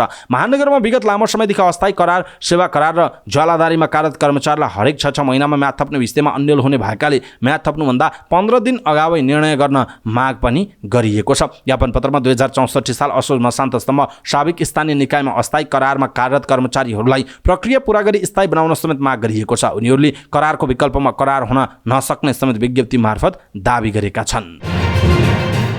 पोखरा महानगरपालिका वडा नम्बर 12 ले मातहतका विद्यालयहरूमा शिक्षण सिकाइ क्रियाकलापमा आईसीटी सूचना र सञ्चार प्रविधिको प्रयोग गर्ने भएको छ। नेपालकै नमुना विद्यालय मध्यमा पढ्ने शीतलादेवी सामुदायिक स्कुल अमरसिंह उच्च मावि लगायत आईसीटी कक्षाको रूपमा विकास गर्ने भएको छ भने विद्यालयहरूमा इन्टरनेट निःशुल्क गर्ने भएको छ। विद्यालयहरूमा प्राविधिक क्षेत्रमा अध्ययन गर्नेलाई प्रोत्साहन र विद्यालयहरूमा डिजिटल कक्षाको विकास गर्दै आईटी बढ्ने विद्यार्थीलाई पनि वडाले निःशुल्क इन्टरनेटको व्यवस्था गर्ने जनाइएको छ। वडाले नीति तथा कार्यक्रममा समावेश गराएर विद्यार्थी प्राविधिक शिक्षा पढ्नेलाई प्रोत्साहन र विद्यालयहरूलाई डिजिटल बनाउँदै पूर्वाधार सुधारमा समेत जोड दिएको अध्यक्ष सन्तोष पास्तोलाले जानकारी दिनुभएको छ। देशकै नमुना विद्यालयका रूपमा पुरस्कृत भइसकेका शीतला देवी अमरसिंह मावि जस्ता विद्यालयलाई प्रविधि मैत्री बनाउँदै आईटी पढ्ने विद्यार्थीलाई निःशुल्क इन्टरनेटको व्यवस्था वडाले नै गर्ने हो र अध्यक्ष पास्तोलाले भन्नुभयो, सरकारी विद्यालयप्रति अझै विश्वास बढाउनका लागि जनप्रतिनिधिले अझै ध्यान दिनुपर्छ भनेर लागि परेका छौँ उहाँको भनाइ छ। वडाले सबै विद्यालयमा कम्तीमा हप्तामा 1 दिन जीवनोपयोगी शिक्षा प्रदान गर्ने नीति लिएको छ। कम्तीमा हप्ताको 1 दिन घरयासी कामदेखि जिम्मेवारी सिकाउने सम्मका शिक्षा दिने गरी योजना अगाडि बढाइएको अध्यक्ष वास्तोलाले बताउनु भएको छ। छोराछोरी बीच समानता ल्याउने र समाजमा वंश धान्ने नाममा छोरै चाहिन्छ भन्ने मान्यता हटाउन पोखरा 12 मा छोरी मात्र पाउने दम्पतिलाई 50,000 रुपैयाँ दिने कार्यक्रम ल्याएको छ। 2 वटासम्म छोरी जन्माए र परिवार नियोजन गर्ने दम्पतिलाई 50,000 रुपैयाँ ओडाले दिने नीति लिएको अध्यक्ष वास्तोलाले बताउनु भयो। पोखरा 12 प्रशस्त स्वास्थ्य संस्था भएको वडा हो। स्वास्थ्य संस्थाहरूमा छोरा भए राख्ने नत्र भ्रूण हत्या नै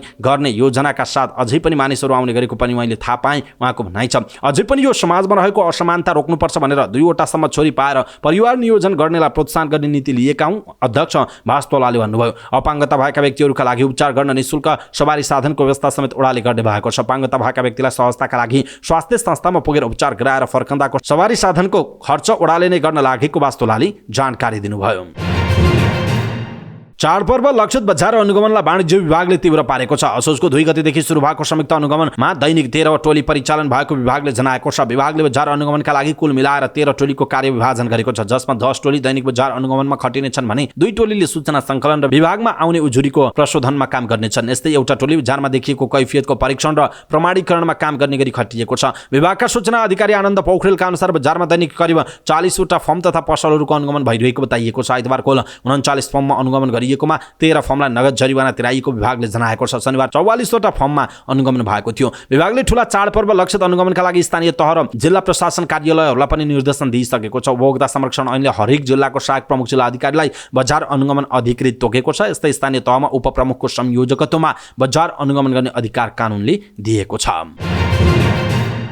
सरकारले बजेट मार्फत घोषणा गरेको निशुल्क कम्पनी दर्ता र पुँजी वृद्धिको व्यवस्था कार्यान्वयनमा आएको छ। चालु आर्थिक वर्षको बजेट घोषणा गर्दै अर्थमन्त्री डाक्टर प्रकाश शरण महतले 15 जेठमा गरेको घोषणा झण्डै 4 महिनापछि कार्यान्वयनमा आएको हो। सोमबार उद्योग वाणिज्य तथा आपूर्ति मन्त्रालयले राजपत्रमा सूचना प्रकाशित गर्दै कम्पनी दर्ता र पुँजी वृद्धि गर्दा यसअघि लाग्दै आएको दस्तुर मिनाहा गरेको छ। उक्त व्यवस्थासँगै अब कम्पनी दर्ता गर्दा र पुँजी वृद्धि गर्दा कुनै पनि शुल्क लाग्ने छैन। संशोधित राजपत्र अनुसार कम्पनी ऐन 2063 को दफा 5 बमोजिम प्राइभेट लिमिटेड कम्पनी तथा पब्लिक लिमिटेड कम्पनी दर्ता गर्दा दर्ता भइसकेको कम्पनीले पुँजी वृद्धि गर्दा अब कुनै शुल्क नलाग्ने जनाइएको छ। कम्पनी रजिस्टर कार्यालयका अनुसार अब विदेशी कम्पनीले शाखा कार्यालय तथा सम्पर्क कार्यालय दर्ता तथा मुनाफा वितरण नगर्ने गरी कम्पनी स्थापना गर्दा लाग्ने शुल्क तथा दस्तुर पनि चालु आर्थिक वर्षका लागि पूर्ण छुट दिने निर्णय गरिएको जनाइएको छ। सरकारले युवालाई उद्योग खोल्न प्रोत्साहन गर्न बजेटमा यस्तो व्यवस्था गरेको जनाइएको छ। नवप्रवर्धनात्मक तथा सूचना प्रविधिमा आधारित कम्पनी स्थापना गर्न युवाहरूलाई कठिन नहोस् भनेर यस्तो व्यवस्था गरिएको कार्यालयले जनाएको छ। यस्तो व्यवस्थाले आफै कम्पनी खोलेर आफ्नो रुचि र आविष्कारलाई बजारसम्म लैजान मद्दत मिल्ने उद्योग वाणिज्य तथा आपूर्ति मन्त्रालयले जनाएको छ। विदेशमा पनि $1 कम्पनी खोल्ने, आफ्नो आविष्कार र सृजनाका काम घरमै बसेर गर्ने,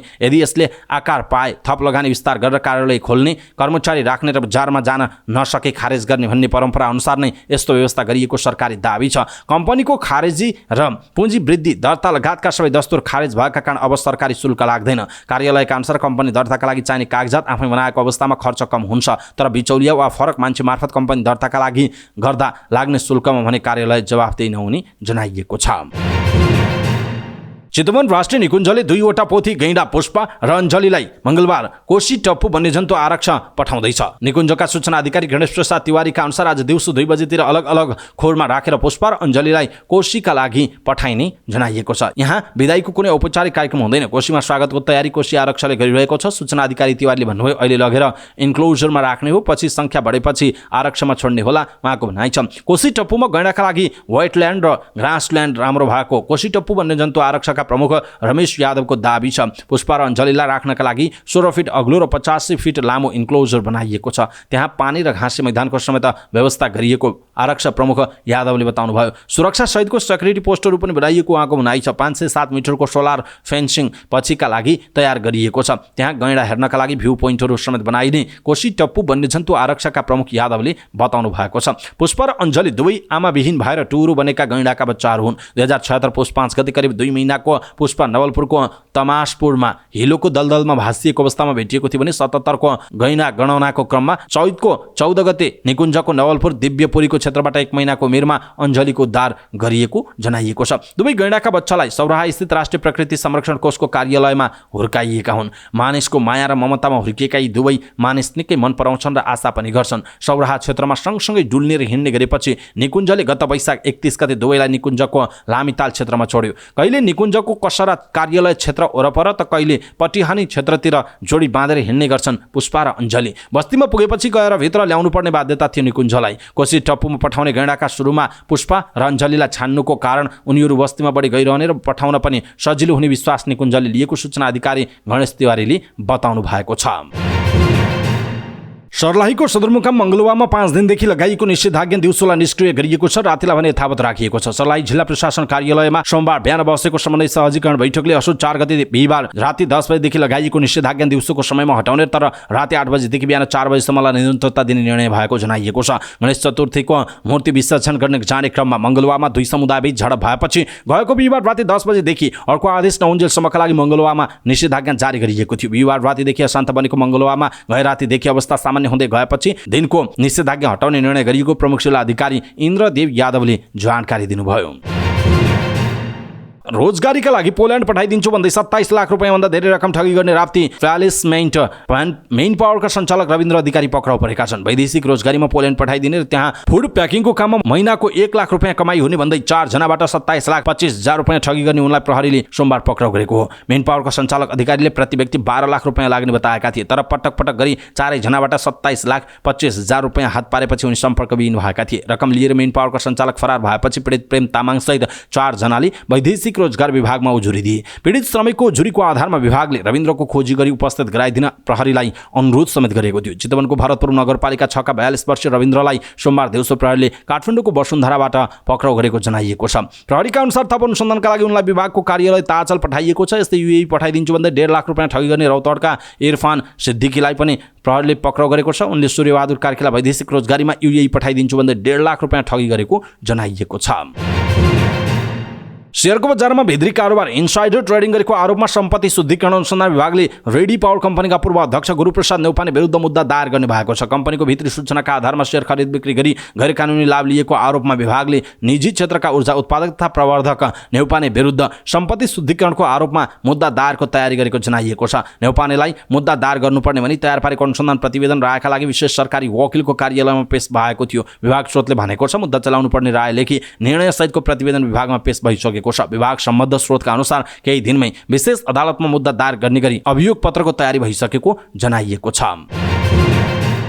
नेपाल राष्ट्र बैंकले गठन गरेको समितिले एकै व्यक्तिलाई एक भन्दा बढी संस्थाले ऋण दिएका कारण लघुवित्त सङ्कटमा आएको निष्कर्ष निकालेको छ। समितिले ऋणमा दोहोरोपना अन्त्य गर्न र समूह जमानीको सट्टा परिवारका सदस्यको जमानीमा ऋण दिने व्यवस्था गर्न सुझाव दिएको छ। राष्ट्र बैंकका अनुसन्धान विभागका प्रमुख डाक्टर प्रकाश कुमार श्रेष्ठ नेतृत्वको समितिले गत साता गभर्नर महाप्रसाद अधिकारीलाई बुझाएको प्रतिवेदनमा समितिले लघुवित्तमा समस्या देखिनुको 1 दर्जनभन्दा बढी कारण र समस्या समाधानका 19 बुँदे सुझाव सहितको प्रतिवेदन दिएको जनाइएको छ। समिति सदस्यका अनुसार ऋणीले एउटा लघुवित्तबाट ऋण लिने, त्यसपछि नयाँ शाखा खोलेको लघुवित्तबाट ऋण लिएर अघिल्लो लघुवित्तको ऋण तिर्ने धेरै समस्या पाइएको थियो। तर पछिल्लो वर्षहरूमा लघुवित्तको मर्जर सुरु भएसँगै ऋण तिर्न लघुवित्तबाट ऋण नपाउने अवस्था बनेको र स्थानीय स्तरमा आर्थिक गतिविधि समेत घटेका कारण ऋणीले समयमा ऋण तिर्न नसकेको उल्लेख गरिएको छ। माग र आपूर्ति दुवैतर्फ समस्याहरू देखिएका छन्। आपूर्तितर्फबाट नियन्त्रण गर्नुपर्ने हो, जुन हुन नसक्दा लघुवित्तमा समस्या देखिएको छ। समितिका एक सदस्यले भन्नुभएको छ ऋणीले आफ्नो क्षमता कति हो भनेर नहेरी संस्थाबाट ऋण लिने र संस्थाले पनि दिँदै जाने प्रवृत्ति देखिएको प्रतिवेदनमा उल्लेख गरिएको छ। ऋणमा वित्तीय साक्षरताको कमीले गर्दा ऋणको सदुपयोग नगरेर एउटाबाट लिएको ऋण तिर्न अर्कोबाट लिने गर्दा ब्याज र सेवा शुल्क बढेको देखिएको समितिले निष्कर्ष निकालेको छ। प्रतिवेदनमा 4000 भन्दा बढी ऋणीले 2 वा 2 भन्दा बढी लघुवित्तबाट ऋण लिएको पाइएको उल्लेख गरिएको छ। उनीहरूले यसरी लिएको ऋण राष्ट्र बैंकले तोकेको सीमा बिना धितो लिन पाउने 7 लाख र धितो राखेर लिन पाउने 15 लाख रुपैयाँ भन्दा बढी भएको समितिका संयोजक प्रकाश कुमार श्रेष्ठले बताउनु भएको छ। नेपाल राष्ट्र बैंकका गभर्नर महाप्रसाद अधिकारी र नेपाल धितोपत्र बोर्डका अध्यक्ष रमेश कुमार हमाल बीच भेटवार्ता भएको छ। राष्ट्र बैंकमै पुगेर हमालले गभर्नर अधिकारीसँग भेट गर्नुभयो। गभर्नर अधिकारी र बोर्ड अध्यक्ष हमाल बीच पुँजी बजार, भेन्चर क्यापिटल र प्राइभेट इक्विटी लगायतका धितोपत्र बजार र अर्थतन्त्रको समसामयिक विषयमा छलफल भएको नेपाल राष्ट्र बैंकले जनाएको छ। छलफलमा विशेष गरेर अर्थतन्त्रसँगै शेयर बजारमा देखिएको निराशा लगायतका विषयमा छलफल भएको उल्लेख छ। धितोपत्र बोर्डका अध्यक्ष हमालले शेयर बजारको नैरस्यता कम गर्न मार्जिन प्रकृतिको शेयर धितो कर्जाको व्यक्तिगत सीमा 12 करोडबाट बढाउनु पर्ने बताउनुभयो। उहाँले व्यक्तिगत लगानीकर्तालाई उक्त सीमा सामान्य बढाएर संस्थागत लगानीकर्तालाई भने दायरा केही फराकिलो बनाउनु पर्ने बताउनुभयो। संस्थागत लगानीकर्ताहरूबाट सरकारको राजस्व पनि बढेको भन्दै उक्त सीमा बढाएर शेयर लगानीकर्ताको मनोबल बढाउनु पर्ने बोर्ड अध्यक्ष हमालले बताउनुभयो। जवाफमा गभर्नर अधिकारीले पनि त्यसमा आफू सकारात्मक रहेको भन्दै चाँडै त्यसमा निर्णय गर्ने बताउनु भएको छ। बोर्ड अध्यक्ष हमालले प्राइभेट इक्विटीमा बैंकहरूलाई लगानी खुल्ला गर्न पनि गभर्नरलाई आग्रह गर्नुभएको छ। प्राइभेट इक्विटीले इनोभेसनदेखि अर्थतन्त्रको विस्तार हुने र साना लगानीकर्ताले लाभ लिन सक्ने भएकाले प्राइभेट इक्विटीमा बैंकको लगानी खोल्न बोर्ड अध्यक्ष हमालले गभर्नर अधिकारीलाई आग्रह गरेको जनाइएको छ। गभर्नर अधिकारीले त्यसमा पनि आफू सकारात्मक रहेको बताउनुभयो। बोर्ड अध्यक्ष हमालले पनि धितोपत्र बजारको विकास तथा प्राइभेट इक्विटीमा लगानी गर्ने बाटो खोल्न लगायतका विषयमा गभर्नरसँग छलफल भएको बताउनुभयो। शेयर बजारमा एकल अङ्कको सामान्य गिरावट भएको छ। साताको दोस्रो कारोबारको दिन सोमबार बजार परिसूचक नेप्से 5.89 अङ्कले घटेर 2004.45 को बिन्दुमा बन्द भएको छ। आइतबार 2010.35 को बिन्दुमा बन्द भएको नेप्से सोमबार 0.29% गिरावट भएको थियो। गत बिहीबार 44.34 को अङ्कको उच्च वृद्धि भएको बजार परिसूचक नेप्से आइतबार 19.42 अङ्कले गिरावट भएको थियो। सोमबार लगातार दोस्रो कारोबारको दिन पनि गिरावट भएको बताइएको छ। नेप्सेमा गिरावट भए पनि सोमबार हाइड्रो पावर र म्युचुअल फन्ड उपसूचक पनि बढेका छन्। बजारलाई लिड गर्ने बैंकिङ सहित अधिकांश उपसूचकमा गिरावट हुँदा हाइड्रो पावर उपसूचक 0.92% र म्युचुअल फन्ड उपसूचक 0.38% ले वृद्धि भएको छ। लगानी उपसूचक सर्वाधिक 0.95% ले गिरावट हुँदा जीवन बीमा उपसूचक 0.73% र बजारलाई लिड गर्ने बैंकिङ उपसूचक पनि 0.35% ले गिरावट भएको छ। नेप्सेसँगै कारोबार रकम पनि घटेको छ। गत बिहीबार 3 अर्ब नागरिकको कारोबार रकम आइतबार पनि 2 अर्ब माथि थियो, तर सोमबार भने कारोबार रकम 1.5 अर्बमा झर्यो। सोमबार 78,421 वटा कारोबारमा 65,16,000 17,006 किता शेयर कारोबार हुँदा 1,56,56,56,00,000 को कारोबार भएको, जसमध्ये सन नेपाल लाइफ इन्स्योरेन्सको सर्वाधिक 7,69,60,00,000 को कारोबार हुँदा रिलायबल लाइफ इन्स्योरेन्सको 6,51,00,000 र 6,59,00,000 र एनआइसी एसिया बैंकको 4,63,00,000 को कारोबार भएको जनाइएको छ। सोमबार नेप्सेमा कुल 231 सूचीकृत कम्पनीको शेयर कारोबार भयो, जसमध्ये 129 कम्पनीको शेयर मूल्यमा गिरावट हुँदा 92 कम्पनीको शेयर मूल्य वृद्धि भएको छ। 10 कम्पनीको शेयर मूल्य स्थिर छ। सोमबार कारोबार भएका मध्ये माइखोला हाइड्रो पावर कम्पनीको शेयर मूल्य 10% ले वृद्धि हुँदा Asian hydro power, Mandakini hydro पावरको शेयर मूल्य 9.99% ले बढेको छ। यस्तै इस्टर्न हाइड्रो पावर र हिमालयन लघुवित्तको शेयर मूल्य 9.97% र हिमालयन ऊर्जा विकास कम्पनीको शेयर मूल्य 9.96% ले वृद्धि भएर सकारात्मक सर्किट लेभलमा बन्द भएको। यता शुभम पावर कम्पनी र 3 स्टार हाइड्रो पावरको शेयर मूल्यमा 190% ले गिरावट भएर नकारात्मक सर्किट लेभलमा बन्द हुँदा नेप्से सूचीकृत भएर सोमबार कारोबार सुरु भएको अप्पर लाहोर खोला हाइड्रो पावर कम्पनीको शेयर मूल्य 9.90% ले गिरावट भएको जनाइएको छ। अमेरिकी अन्तरिक्ष निकाय नासाले पठाएको ओसाइरिस रेक्स अन्तरिक्ष यानले क्षुद्र ग्रह भेनुको सतहबाट सङ्कलन गरेको धुलोको नमुना पृथ्वीमा ल्याएको छ। सौर्यमण्डलको सबैभन्दा खतरनाक चट्टानको रूपमा चिनिने एउटा क्षुद्र ग्रहको धुलो नमुना पृथ्वीमा ल्याएको नासालाई उद्धृत गर्दै बीबीसीले जनाएको छ। भेनु क्षुद्र ग्रहको अध्ययन गर्न 7 वर्ष अघि सुरु भएको अन्तरिक्ष अभियानले नमुना ल्याउन सफल भएको हो। नासाले अमेरिकी राज्य युटाको वेस्ट डेजर्टमा अवतरण गराएको यानमा भेनुमा सङ्कलन गरेको झन्डै 250 ग्राम धुलो रहेको छ। वैज्ञानिकहरूले यो धुलोको नमुनाको रासायनिक अध्ययनले 4.5 अर्ब वर्ष अघि ग्रहहरूको उत्पत्ति बारे नयाँ जानकारी दिने आशा राखेको बताएका छन्। भेनुको अन्वेषण गर्न सन् 2016 मा प्रक्षेपण गरेको ओसाइरिस अन्तरिक्ष यान भेनुको कक्षमा पुग्न 2 वर्ष लागेको थियो। तब 2 वर्ष त्यसलाई अवलोकन गरेपछि धुलो सङ्कलन गरेर पृथ्वीतर्फ यो फर्किएको थियो। इटलीका पूर्व राष्ट्रपति जर्जियो नापोलिटानोको 98 वर्षको उमेरमा निधन भएको छ। जर्जियो इटालीमा सबैभन्दा लामो समय शासन गर्ने राष्ट्रपतिमा उहाँ पर्नुहुन्छ। सन् 2006 मा राष्ट्रपतिका रूपमा निर्वाचित हुनुभएको थियो। त्यस्तै सन् 2013 मा 7 वर्षका लागि दोस्रो कार्यकालका लागि निर्वाचित हुनुभएको थियो। उहाँले सन् 2015 मा स्वास्थ्य र उमेरका कारण राजीनामा दिनुभएको थियो। उहाँको स्थानमा वर्तमान राष्ट्रपति सर्जियो माचारेल्ला नियुक्त हुनुभएको थियो। उहाँको निधनमा इटालीका प्रधानमन्त्री जर्जिया मेलोनीदेखि अन्य राष्ट्र प्रमुखहरूले दुःख व्यक्त गर्नुभएको छ।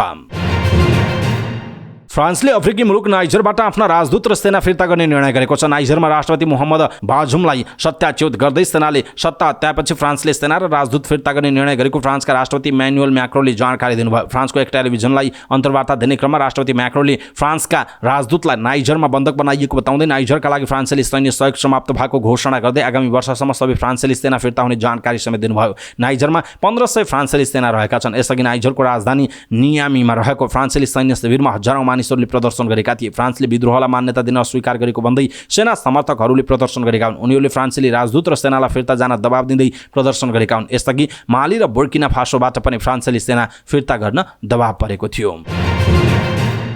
अदालतको मुद्दाको किनारा लगाउन ढिलाइ गर्दा सन्दीप लामिछानेको क्रिकेट करियर गम्भीर रूपमा प्रभावित बन्न थालेको छ। एकपछि अर्को पेशी स्थगित हुँदै गएपछि सन्दीप निकै कमजोर मनस्थितिमा पुग्नु भएको छ। जिल्ला अदालतमा विचाराधीन मुद्दामा फैसला पेशी नै 17 पटक सरिसकेको छ। पछिल्लो 2वटा पेशी न्यायाधीश अभावका कारण देखाउँदै स्थगित भयो। यो मुद्दाको फैसला आफ्नो भागमा नपरोस् भनेर न्यायाधीशहरू भागाभाग गरिरहेका छन्। उनीहरूको पेशीको दिन न्यायाधीशहरू अदालत आउन समेत डराउन थालेको स्रोतले बताएको छ। हरेक पटक नेपालको अन्तर्राष्ट्रिय प्रतियोगिता आउँदा सन्दीपलाई मुद्दाले दुःख दिने गर्छ। उनी टिमसँग विदेश उड्न पाइरहेका छन्। अदालतले सन्दीपलाई क्रिकेट खेल्न कुनै रोकटोक गरेको छैन। विदेश जान पनि अनुमति छ, तर विदेश उड्ने बेलामै अदालतको पेशी तोकिने मुद्दाको लेठो आइपर्ने नमिठो संयोग जोडिरहेको बताइएको छ। मुद्दाको तनावले गर्दा सन्दीपको प्रदर्शनमै असर पर्न थालेको देखिन्छ। हालै एसिया कपमा भारत र पाकिस्तान विरुद्ध उहाँले राम्रो बलिङ गर्न सक्नु भएन। मैदानमा उहाँको बडी ल्याङ्ग्वेज पनि फरक देखिन्थ्यो। जबकि नेपालको 1 दिवसीय मान्यता कायम राख्न विश्वकप क्रिकेट अन्तर्गतको विश्वकप क्वालिफायर्समा पुर्याउने र एसिया कपमा छनौट गराउन उहाँको सबैभन्दा ठुलो हात रहेको थियो। सन्दीप टिममा नभएको भई नेपालको 1 दिवसीय मान्यता जोगिँदैन थियो भन्नेमा नेपाल क्रिकेट सङ्घका अधिकारीहरू पनि सहमत देखिएका छन्। तर अदालतमा विचाराधीन मुद्दामा आफूहरूले केही गर्न नसक्ने उनीहरूको भनाइरहेको छ। दर्शक महानुभाव, यसप्रतिको तपाईँको धारणा के छ? आफ्नो धारणा तलको कमेन्ट बक्समा कमेन्ट गर्नुहोला। यसैबीच Nepali cricket team Asian Games खेल्न चीनतर्फ प्रस्थान गर्यो, तर सन्दीप लामिछाने नेपालमै हुनुहुन्छ। नेपाली टिम चीन जाने भोलिपल्ट अर्थात् हिजो उहाँको पेशी थियो, तर कुनै पनि न्यायाधीशले उहाँको मुद्दाको घोला नतानेको भन्दै सुनवाई स्थगित भयो। मुद्दा स्थगन भएपछि क्यानले उहाँलाई चिठी पठाएको बुझिएको छ। टिकट पनि काटिएको थियो, तर सन्दीप नजानुहुने भएको छ किनकि उहाँले क्यान अध्यक्ष चतुरबहादुर चन्दसँग भेटेर आफू खेल्न सक्ने अवस्थामा नरहेको बताउनुभयो। अहिलेकै मनस्थितिमा मैले मैदानमा राम्रो प्रदर्शन गर्न सक्दिनँ, सन्दीपले भन्नुभयो। मेरो करियर र निजी जीवन नै अस्तव्यस्त भएको छ, उहाँको भनाइ छ। स्रोतका अनुसार चन्दसँगको भेटवार्तामा सन्दीप निकै विक्षिप्त देखिनुहुन्थ्यो। उहाँ पटक पटक रोउनु भएको थियो। अध्यक्ष चन्दले उहाँलाई हौसला दिँदै प्रयास गरेको जनाइएको छ। मालदिप्सलाई 4-1 गोल अन्तरले पराजित गर्दै नेपाल अन्डर-19 साफ च्याम्पियनसिपको सेमिफाइनलमा प्रवेश गरेको छ। दशरथ रङ्गशालामा मालदिप्सलाई फराकिलो गोल अन्तरले पराजित गर्दै नेपालले सेमिफाइनलमा आफ्नो स्थान सुरक्षित गरेको। पहिलो हाफमै 2-0 को अग्रता लिएको नेपालले दोस्रो हाफमा थप 2 गोल गरेको थियो। खेलको 17औं मिनेटमा प्रशान्त लक्ष्यमले गोल गर्दै नेपाललाई सुरुवाती अग्रता दिलाएका थिए। डी बक्सभन्दा निकै टाढाबाट प्रशान्तले प्रहार गरेको बल गोलमा परिणत भएको थियो। समीर तामाङले 30औं मिनेटमा नेपालको अग्रतालाई दोब्बर बनाए। दोस्रो हाफमा 58औं मिनेटमा लायन रसिदले गोल गर्दै मालदिप्सलाई खेलमा फर्काउने प्रयास गरे पनि त्यो सफल हुन सकेन। खेल सकिने 2 मिनेट बाँकी रहँदा निराजन धामीले गोल गर्दै नेपालको जित लगभग सुनिश्चित गरेका थिए भने दोस्रो हाफको इन्जुरी समयमा निराजन धामीले व्यक्तिगत दोस्रो गोल गर्दै नेपाललाई जित दिलाएका हुन्। 19औं एसियाली खेलकुदको महिला फुटबलमा नेपाली महिला राष्ट्रिय टोली जापानसँग फराकिलो अन्तरले पराजित भएको छ। बेइन्जोउ ओलम्पिक स्पोर्ट्स सेन्टरमा भएको समूह डी को खेलमा नेपाल जापानसँग 8-0 गोलले पराजित भएको। पहिलो हाफमा 5 गोल गरेको जापानको दोस्रो हाफमा 3 गोल थप्यो। जापानका लागि ओसावा हरुकाले 2 तथा शिओकोशी युजुहु यामामोतो युजुकी युइनो मामी वाकिसाका रेना साकाकीबारा कोटोनो र हजिकाता मायाले 1-1 गोल गरेका हुन्। नेपालले समूह चरणको अन्तिम खेलमा बङ्गलादेशसँग बिहिबार खेल्नेछ। यसअघि शुक्रबार भएको पहिलो खेलमा नेपाल भियतनामसँग 2-0 गोलले पराजित भएको थियो। चीनको हङझाओमा जारी 19औं एसियन गेम्स एसियाड अन्तर्गत तेस्रो दिन सोमबार पनि नेपाली खेलाडीहरूको प्रदर्शन निराशाजनक रहेको छ। बक्सिङमा रविन थापा र तेक्वान्दोका अञ्जली तामाङले 1 खेल जित्ने बाहेक अन्य सबै खेलमा नेपाली खेलाडी पराजित भए। रविन आफ्नो स्पर्धामा अन्तिम 16मा पुग्दा अञ्जली भने सोमबार अर्को खेलमा पराजित हुँदै बाहिरिसक्नु भएको छ। यी दुवै बाहेक व्यक्तिगत र समूहगत खेलमा नेपालको प्रदर्शन राम्रो हुन सकेन। 19औं एसियाड अन्तर्गत पुरुष बक्सिङमा नेपालका रविन थापाले पुरुष 51 केजी अन्तर्गत अन्तिम 32 को खेलमा इन्डोनेसियाका खेलाडी दियो वानुलाई पराजित गर्नुभयो। हङझाउ जिम्नासियममा भएको खेलमा रविन अङ्कका आधारमा 4-1 ले विजयी हुनुभएको। रविनले अब अन्तिम 16मा उत्तर कोरियाका चोन योङसँग खेल्ने बताइएको छ। यस्तै बीच 19औं एसियाड अन्तर्गत तेक्वान्दोमा सोमबार नेपालका 2 खेलाडी पराजित भएका छन्। जुडोमा प्रतिस्पर्धा गरेका नेपालका सबै 3 खेलाडी पराजित भएका छन्। यसैबीच उसुमा पनि नेपाली खेलाडीहरूको प्रदर्शन कमजोर रहेको छ जनाइएको छ। त्यस्तै पुरुष 50 मिटर फ्रीस्टाइलमा अलेक्स शाह पनि आफ्नो हिटमा अन्तिम स्थानमा रहँदै बाहिरिएको जनाइएको छ। टेनिसमा पनि सोमबार नेपालका सबै खेलाडी प्रतिस्पर्धाबाट बाहिरिएको जनाइएको छ। फेन्सिङमा नेपालको सबै हार भएको जनाइएको छ। रग्बीमा पनि नेपाल जितविहीन भएको छ। साइक्लिङमा नेपाल खेलाडीले रेस पूरा गर्नै सकेका छैनन्। बास्केटबलमा पनि नेपाल जापानसँग पराजित भएको जनाइएको छ। भारतले भिजामा ढिलाइ गर्दा विश्वकप क्रिकेट खेल्ने पाकिस्तानी टोली समस्यामा परेको छ। पाकिस्तानी टोली भारत प्रस्थान गर्न अब 2 दिनभन्दा पनि कम रहेको छ। तर भारतले अहिलेसम्म भिजा नदिएपछि पाकिस्तान क्रिकेट बोर्ड PCB ले अन्तर्राष्ट्रिय क्रिकेट परिषद ICC प्रति कडा असन्तुष्टि व्यक्त गरेको छ। पाकिस्तानले विश्वकपको तयारीमा प्रतिकूल असर पर्ने चेतावनी दिएको छ। बुधबार बिहानै पाकिस्तानबाट उड्ने तालिका भए पनि सोमबारसम्म काम गर्ने समयसम्म बन्द हुँदा टोलीलाई भिजा जारी नगरिएको उल्लेख गरिएको छ। पाकिस्तान बोर्डले यस विषयमा ICCसँग सम्पर्कमा रहेको र गुनासो सहितको पत्र लेखेको जनाएको छ। इमेलमा PCB ले ICC लाई विश्वव्यापी निकायले यो समस्या समाधान गर्न के कदम चाल्न चाहन्छ भनेर सोधेको जनाइएको छ।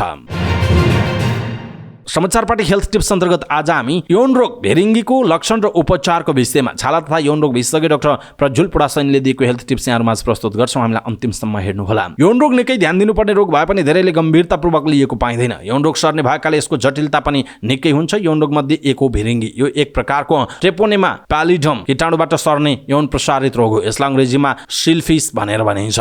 भेरिङ्गी चाँडै पत्ता लाग्यो भने यसको उपचार गर्न सजिलो छ र कुनै स्थायी क्षति गर्दैन। तर यदि उपचार नगरी छोडियो भने मस्तिष्क, स्नायु प्रणाली र मुटु सहित अन्य अङ्गमा गम्भीर क्षति पुर्याउन सक्छ। भेरिङ्गीको कारण के हो त? भेरिङ्गी रोग लाग्नु वा सर्नुको मुख्य कारण भनेको असुरक्षित यौन सम्पर्क हो। यो रोग निम्त्याउने ब्याक्टेरिया यौन सम्पर्क मार्फत सजिलै सर्न सक्छ। त्यसैले सुरक्षित यौन सम्पर्क अभ्यास गर्नु र कन्डमको प्रयोग गर्नु महत्त्वपूर्ण छ। धेरै यौन साथी भएमा भेरिङ्गी भएको व्यक्तिसँग सम्पर्कमा आउने सम्भावना त्यति नै बढी हुन्छ। साथै ब्लड ट्रान्सफ्युजनबाट पनि यो सर्न सक्छ, जसले गर्दा संक्रमित व्यक्तिले प्रयोग गरेको सुई लिँदा यो रोग फैलिन्छ। किनभने सो ब्याक्टेरिया रगत र अन्य शारीरिक तरल पदार्थमा पनि हुन सक्छ। सुई जथाभावी प्रयोग गर्दा गर्दा संक्रमण फैलिन सक्छ। भिरिङ्गीको घाउ क्षयमा पनि यो रोग एक व्यक्तिबाट अर्कोमा सर्न सक्छ। नेपालमा कतिको साझा रूपमा यो समस्या देखिएको छ त? नेपालमा यसको संक्रमण साझा रूपमै देखिएको जनाइएको छ। अस्पताल आउनेमा 30 देखि 40 वर्षका व्यक्ति कहिलेकाहीँ सोभन्दा मुनिका पनि उपचारका लागि आउने गरेको जनाइएको छ। यसका जोखिम समूह भनेको यौन क्रियामा सक्रिय रहने व्यक्ति जोसुकै असुरक्षित यौन सम्पर्क राख्छन् तिनीहरू हुन्। यस्ता व्यक्ति बढी जोखिममा हुन्छन्। यौनकर्मी, धेरै यौन साथी बनाउने र HIV संक्रमितहरू पनि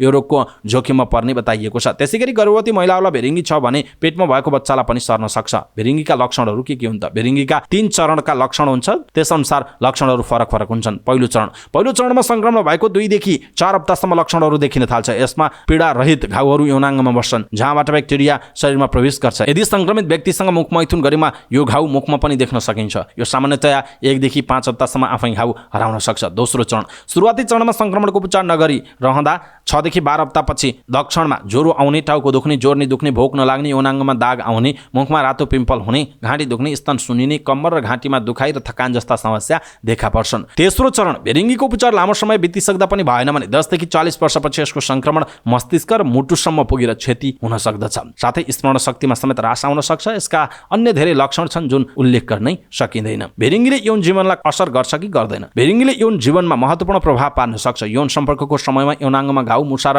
डाबर आउँदा दुखाइ वा असहज अनुभव हुन सक्छ जसले बिस्तारै यौन इच्छामै कमी गराउन सक्छ। भिरिङ्गी भएमा बच्चा जन्माउने क्षमतालाई पनि असर गर्न सक्छ। गर्भावस्थामा संक्रमण भएमा बच्चामा संक्रमण सर्न सक्छ। गर्भ र शिशुमा कस्तो असर हुन्छ?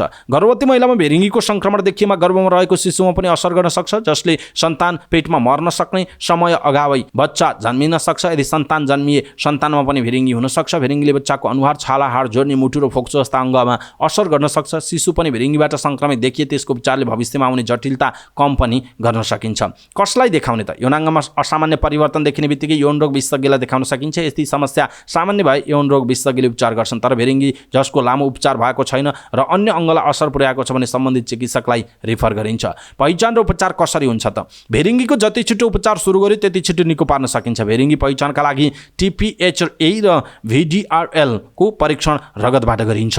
पहिलो तथा दोस्रो चरणमा भिरिङ्गीको औषधि र सुईबाट सहजै उपचार गर्न सकिन्छ। तेस्रो अवस्थाको उपचार भने केही जटिल छ, अरू विधाका चिकित्सक मिलेर उपचार गर्नुपर्ने बताइएको छ। त्यसो भए भिरिङ्गीबाट कसरी बच्ने त? भिरिङ्गी लाग्नबाट बच्न सुरक्षित यौन सम्बन्ध बनाउने, कन्डमको अनिवार्य प्रयोग गर्ने, प्रजनन अङ्गको सरसफाइमा ध्यान दिने, जथाभावी सुई प्रयोग नगर्ने, कुनै पनि यौन अङ्गमा घाउ आए बेलैमा चिकित्सकलाई देखाउने गर्नुपर्छ। दर्शक महानुभाव, आज हामीले यहाँहरूलाई भिरिङ्गीको बारेमा लक्षण र उपचारको विषयमा जानकारी दियौँ। यौन रोग हो, कस्तो खालको यौन रोग हो र कसरी यसबाट बच्न सकिन्छ, यसका लक्षणहरू के हुन्छन् भनेर जानकारी दियौँ। आजको हेल्थ टिप्स तपाईँलाई कस्तो लाग्यो आफ्नो कुरा तलको कमेन्ट बक्समा कमेन्ट गर्नुहोला। सबै नेपालीहरू माझ पुर्याउनका लागि हेल्थ टिप्स आफ्नो फेसबुक, ट्विटर लगायतका सामाजिक सञ्जालमा सेयर गर्न नबिर्सिनुहोला।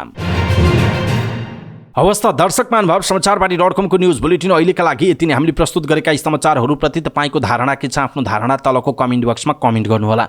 हाम्रो मेहनतका लागि यो भिडियोमा एउटा सानो लाइक अवश्य गर्नुहोला। दर्शक महानुभाव, पलपलको न्युज अपडेटका लागि हाम्रो च्यानललाई तपाईँले अहिलेसम्म सब्स्क्राइब गर्नुभएको छैन भने कृपया सब्स्क्राइब गर्नुहोस् र नजिकै आउने बेल आइकनलाई क्लिक गर्नुहोला। समाचारबारी.com को न्युज बुलेटिन नेपाली समय अनुसार आज साँझ 6 बजे लिएर फेरि हामी उपस्थित हुनेछौँ। पलपलको न्युज अपडेटका लागि समाचारबारी.com हेर्दै गर्नुहोस्। नमस्कार।